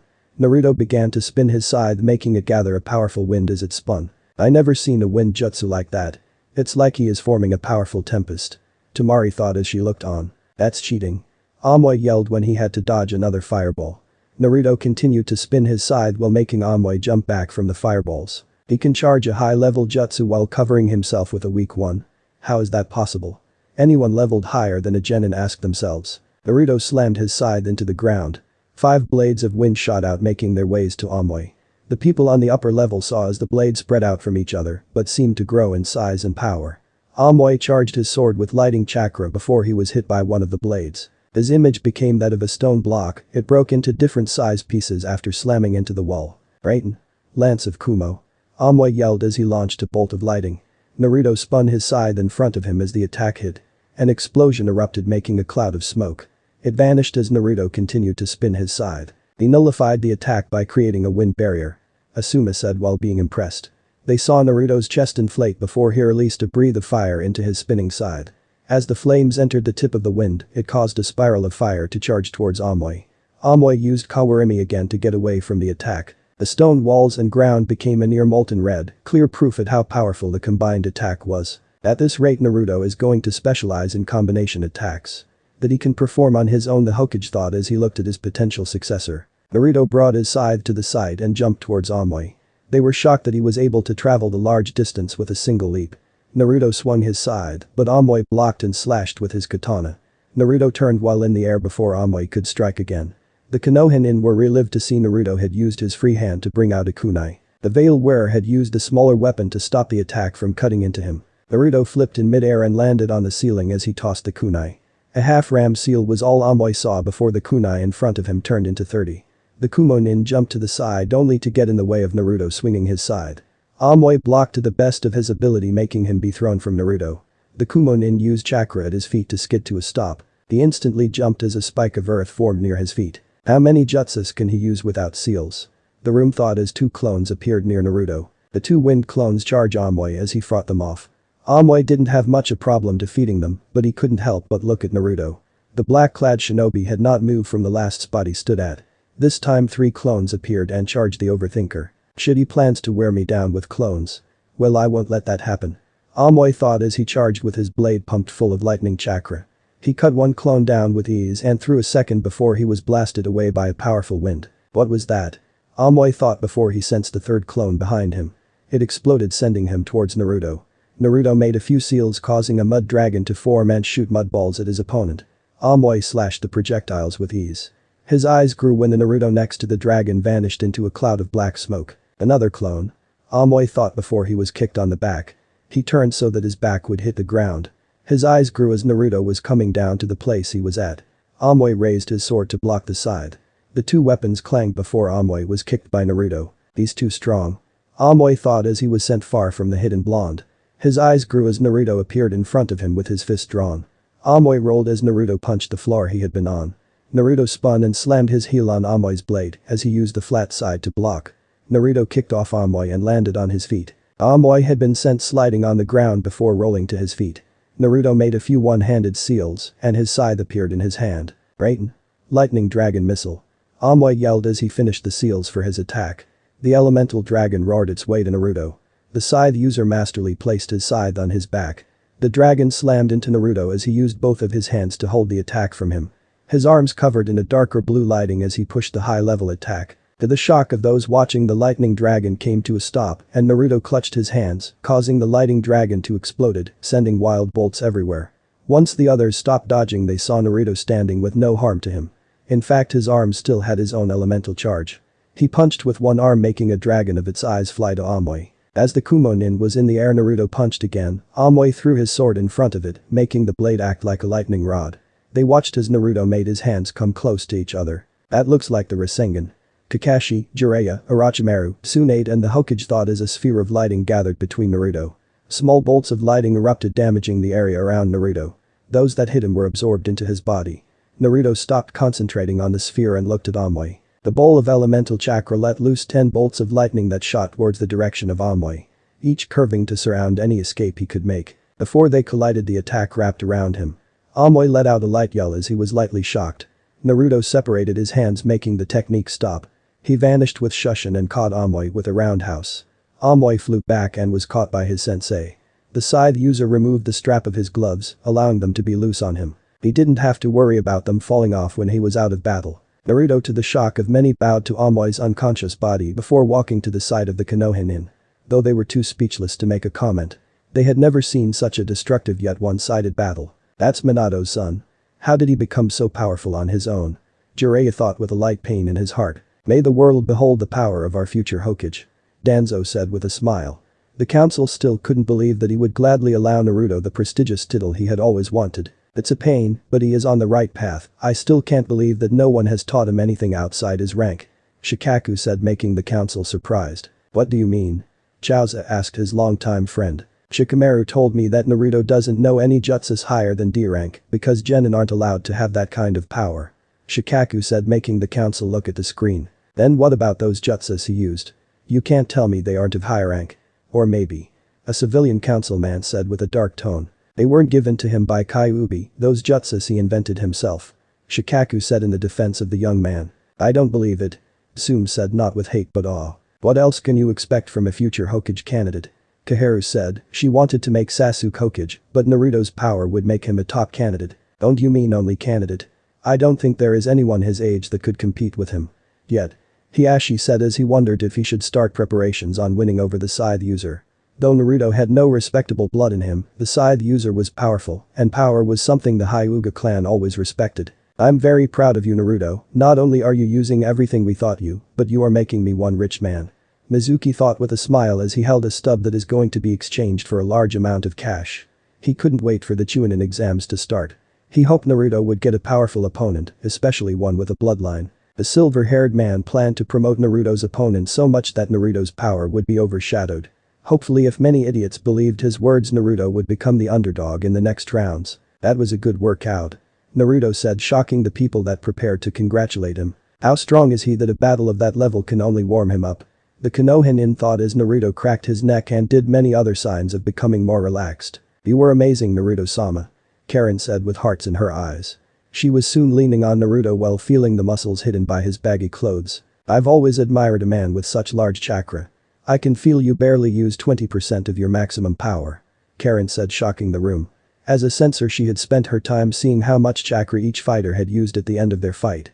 Even though Naruto had thrown around jutsus that would tire out a jounin, he had not even come close to draining his chakra. What he had just used was quickly being refilled. "Shit, Danzo told me that Naruto was going to leave me speechless, but I didn't really think it was possible. The Black Death, I think that's a fair name for him. Anyone that comes against him will have difficulty fighting him." Madden Guy thought as Naruto walked to the upper level of the arena. "Too strong. Amoy-san never had a chance," Ranko Lee said with shock, fear and awe. Madden turned to look at the young songstress. "It's not fair, how can they allow someone that powerful to participate? Konoha is cheating," Ranko Lee said, making the eyes of everyone listening grow. "It might feel that way, Ranka-san, but Konoha had done no wrong. Uzumaki-san went to Iwa's Chunin exams hoping for a promotion. Except they disqualified him for being too powerful and for reminding them how Konoha defeated them during the last Great War. Do you think it's fair to strip a person of a rank because of such foolish reasons? Naruto was Chunin rank 2 months ago at Iwa. It only makes sense he would grow stronger as time passed, all shinobi do." Madden Guy said to quickly calm down the situation. He could only imagine how many ignorant people would have taken her words to heart. Had the daimyos felt cheated, they would have brought great economical fines to the Leaf Village. Still, the young man from Kumo was a wonderful fighter. He kept his cool and did his best, even though he knew the fight was going to be a tough one. "That boy will become a great addition for his village," Madden Guy said as the arena had finished being prepared for the next match. Danzo sat with a smug look on his face as the rest of the council filled with fear. "He's so powerful and not once did he get hit," the council thought in union. "I would rank Naruto as a Takebetsu Jounin," Danzo said, making the council look at him shocked. "His specialty? War," Danzo said with a dark smile. "It's true, Naruto could easily fight almost any opponent. His raw power is like that of a very young Tsunade, his Kenjutsu can match that of our best swordsman, his ninjutsu seems endless, his chakra and stamina can probably overpower multiple teams. That boy does deserve the rank of Takebetsu Jounin, clearly for more than one reason," Shikaku said, making the council nod their heads. Many of the civilians prepared to tell their families to leave the lone Uzumaki alone. "His knowledge of battle is supposed to match that of your son if I remember correctly. Naruto, whether we planned it or not, has become the perfect example of a Jinchuriki. I can only imagine what he can do when using the fox's power," Danzo said with a smirking tone. His words made a shiver run up the spine of the council. "He would become unstoppable," a civilian said with fear. "I know, isn't it wonderful?" Danzo said, making the room look at him like a madman. "It is a good thing that Naruto's love for the village is like no other," Hamura said before relaxing. Though he feared what the boy could become, he had temporarily forgot the boy's words. "This village is my home, I know my duty." The older and very calculative man could clearly see Naruto's intimidating body in the center of the council. Naruto's words seemed like they had just been said. "When I become the strongest, I will become Hokage. As long as this village doesn't give me a reason to leave, I won't." Those words had brought the greatest discomfort through the council, but they were honest words. Naruto was a Jinchuriki. It was common fact that others of the same rank fled their homes from abuse. Should we promote Naruto, he does not need to continue. He has already done high-level missions, and his power can be used to help the village, Kaharu said, making the council think. They couldn't find a way to disagree. "No," Hamura said, shocking the other members in the room. "Do you not like the idea of Naruto being promoted?" Danzo asked with an upset face. "Naruto deserves his promotion, but we need his popularity to rise. The village can gain more missions by having him compete in the final round. We already know he is above Chunin level, but by fighting not only does he impress potential clients but his fellow villagers. My own grandson admires Naruto, and I know that many other children will as well. Sarutobi is a dear friend of mine, but he is too old to capture the hearts of the younger generation," the Hokage advisor said with complete seriousness. "I see what you mean. A Hokage not only displays his power to our enemies, but becomes a beacon for future shinobi. The Yondaime was supposed to inspire Naruto's generation to train harder. However, with no real role model, our shinobi have become lazy. Many have started to slack when it comes to orders from the Sandaime," Danzo said, making the council uncomfortable. "Yes, but Naruto will bring greater inspiration to not only those younger than him, but those older. Like the Yondaime, he doesn't have an active bloodline. All his life Naruto worked hard to gain his strength, he pushed himself over and over. His 2 instructors have even gone as far as train others the same way they did Naruto. Though they will never reach his level of improvement, they will easily be stronger than the graduating class before them. We have been soaking in peace too long, with no open enemy our village has become overconfident. That is our weakness, Naruto's mere presence will change that, as it is with the heirs. Homura said, getting the room to fill with silence. The rookie 9, I never thought my own son would join another pack so easily. Tsume said with pride yet the sound of sadness in her voice. Those members will become legends on their own, but together they will become the symbol of protection for our home. Danzo said with his smile. What do you mean? A civilian asked. I think it's time to replace the Sannin. Though they are powerful, each one has a major flaw, and that is the fact that they are selfish. The rookie 9 will not overshadow them in popularity, but in strength. The power of unity, teamwork is their foundation, just like it is that of our village. The people need new legends to look up to, they need new heroes to protect them. Those 9 will fill those roles. However, we can't call them rookies forever. Danzo said with a smile. What do you have planned? Shibi asked. Something you all will agree on. Danzo said as he prepared to tell them of the changes he had for the rookie 9. Sugoi. Konohamaru said as his class was looking into a window to see the Chunin exams. They had been running outside, but Iruka had allowed them to rest long enough to see his favorite student fight. Naruto Onichan is so strong. Mogi said, getting Yuden to nod his head. Did you know that the ones that trained Naruto was Mizuki and I? Iruka said, making the students look at him in disbelief. Is that true, sensei? Hanabi asked. Hi, Naruto did the same exercises as all of you, except he did it with large amounts of weights on. He worked harder and harder as we gave him special training from hell. Iruka said with a smile, making the children look at him in awe. Naruto never gave up, his dream is to become the strongest so that he can protect those precious to him. Do you know who is Naruto's most precious people? Iruka said, making the class shake their heads to say no. Naruto's most precious person. Iruka paused, making the children fill with curiosity. Is that person? Iruka said, pointing at AM, she was carrying supplies to her family's stand. And that person? Iruka said, pointing at a random person. And that person and that person and that person and that person. That old lady crossing the street, the drunk puking in the alley, the teenage mom breasting feeding her baby. And even that evil Tora. Iruka said as he pointed to those he called out before looking at the daimyo's cat being chased by Genin. This action caused the children under his care to become confused. Iruka took a deep breath before pointing at his class. Even all of you are precious in Naruto's eyes. Iruka said, making the class blush. Naruto was born alone in this world, he became an orphan when Kyuubi killed his parents. Any other person would have been filled with grief, but Naruto wasn't. No, ever since he was little he loved the village more than anyone else. Because this village is his home, all of you, all of the civilians, all of the shinobi, they are all his precious people. He cares for all of us and dreams of protecting us with his dying breath. The reason that Naruto trains so hard is because he desires power to save his precious people from harm. Iruka said as his words lit a new flame in the souls of the future shinobi. Naruto has taken the burden of protecting everyone, and I know he can do it. He will become the strongest. Iruka said with a smile. Does that mean Naruto Onichan will become Hokage one day? Konohamaru asked. Who knows? What do you think? Iruka said with his smile. It grew as the children began to say Naruto would make a great Hokage. Do you know what is a shinobi's most important role? Iruka said, making the students look at him. To fight? A tough boy asked. Shinobi don't fight, we protect. The reason so many Konohinin is sent on missions is to protect the village. We protect it from enemy shinobi, we protect our clients, but most of all we protect our Hokage. Though the Hokage is the strongest shinobi in the village, he is not a god. The Hokage carries the greatest burden, to protect everyone. He is so busy that he never has time to protect himself. Iruka said as he looked at the 4 figures carved on the large mountain. So when we grow up we're going to protect Naruto Onichan? A girl asked. Only if he becomes Hokage. But you can't just protect him when he is danger, no, we do more than that. When our village is in danger, the will of fire will give us strength. Its flames will guide us into helping each other. The stronger each shinobi becomes, the easier it becomes for the Hokage to protect us, because we will be protecting him.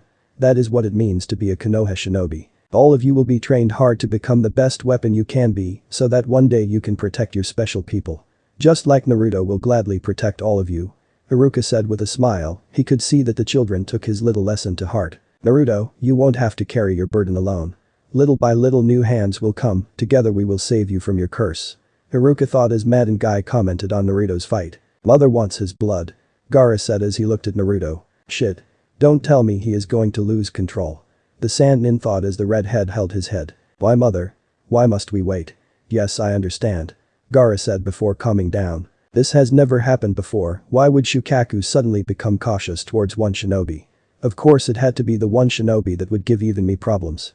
Baki thought as he looked at the Black Death. I can only imagine how Suna's council is reacting to this as. Baki thought. Meanwhile in Suna. He's too powerful. Why didn't Konoha ever told us about having a shinobi of his caliber? A council member said, making the Kazukiage look think. Orochimaru never said anything about how he was going to fight the Black Death. Does he really expect me to sit here and do nothing?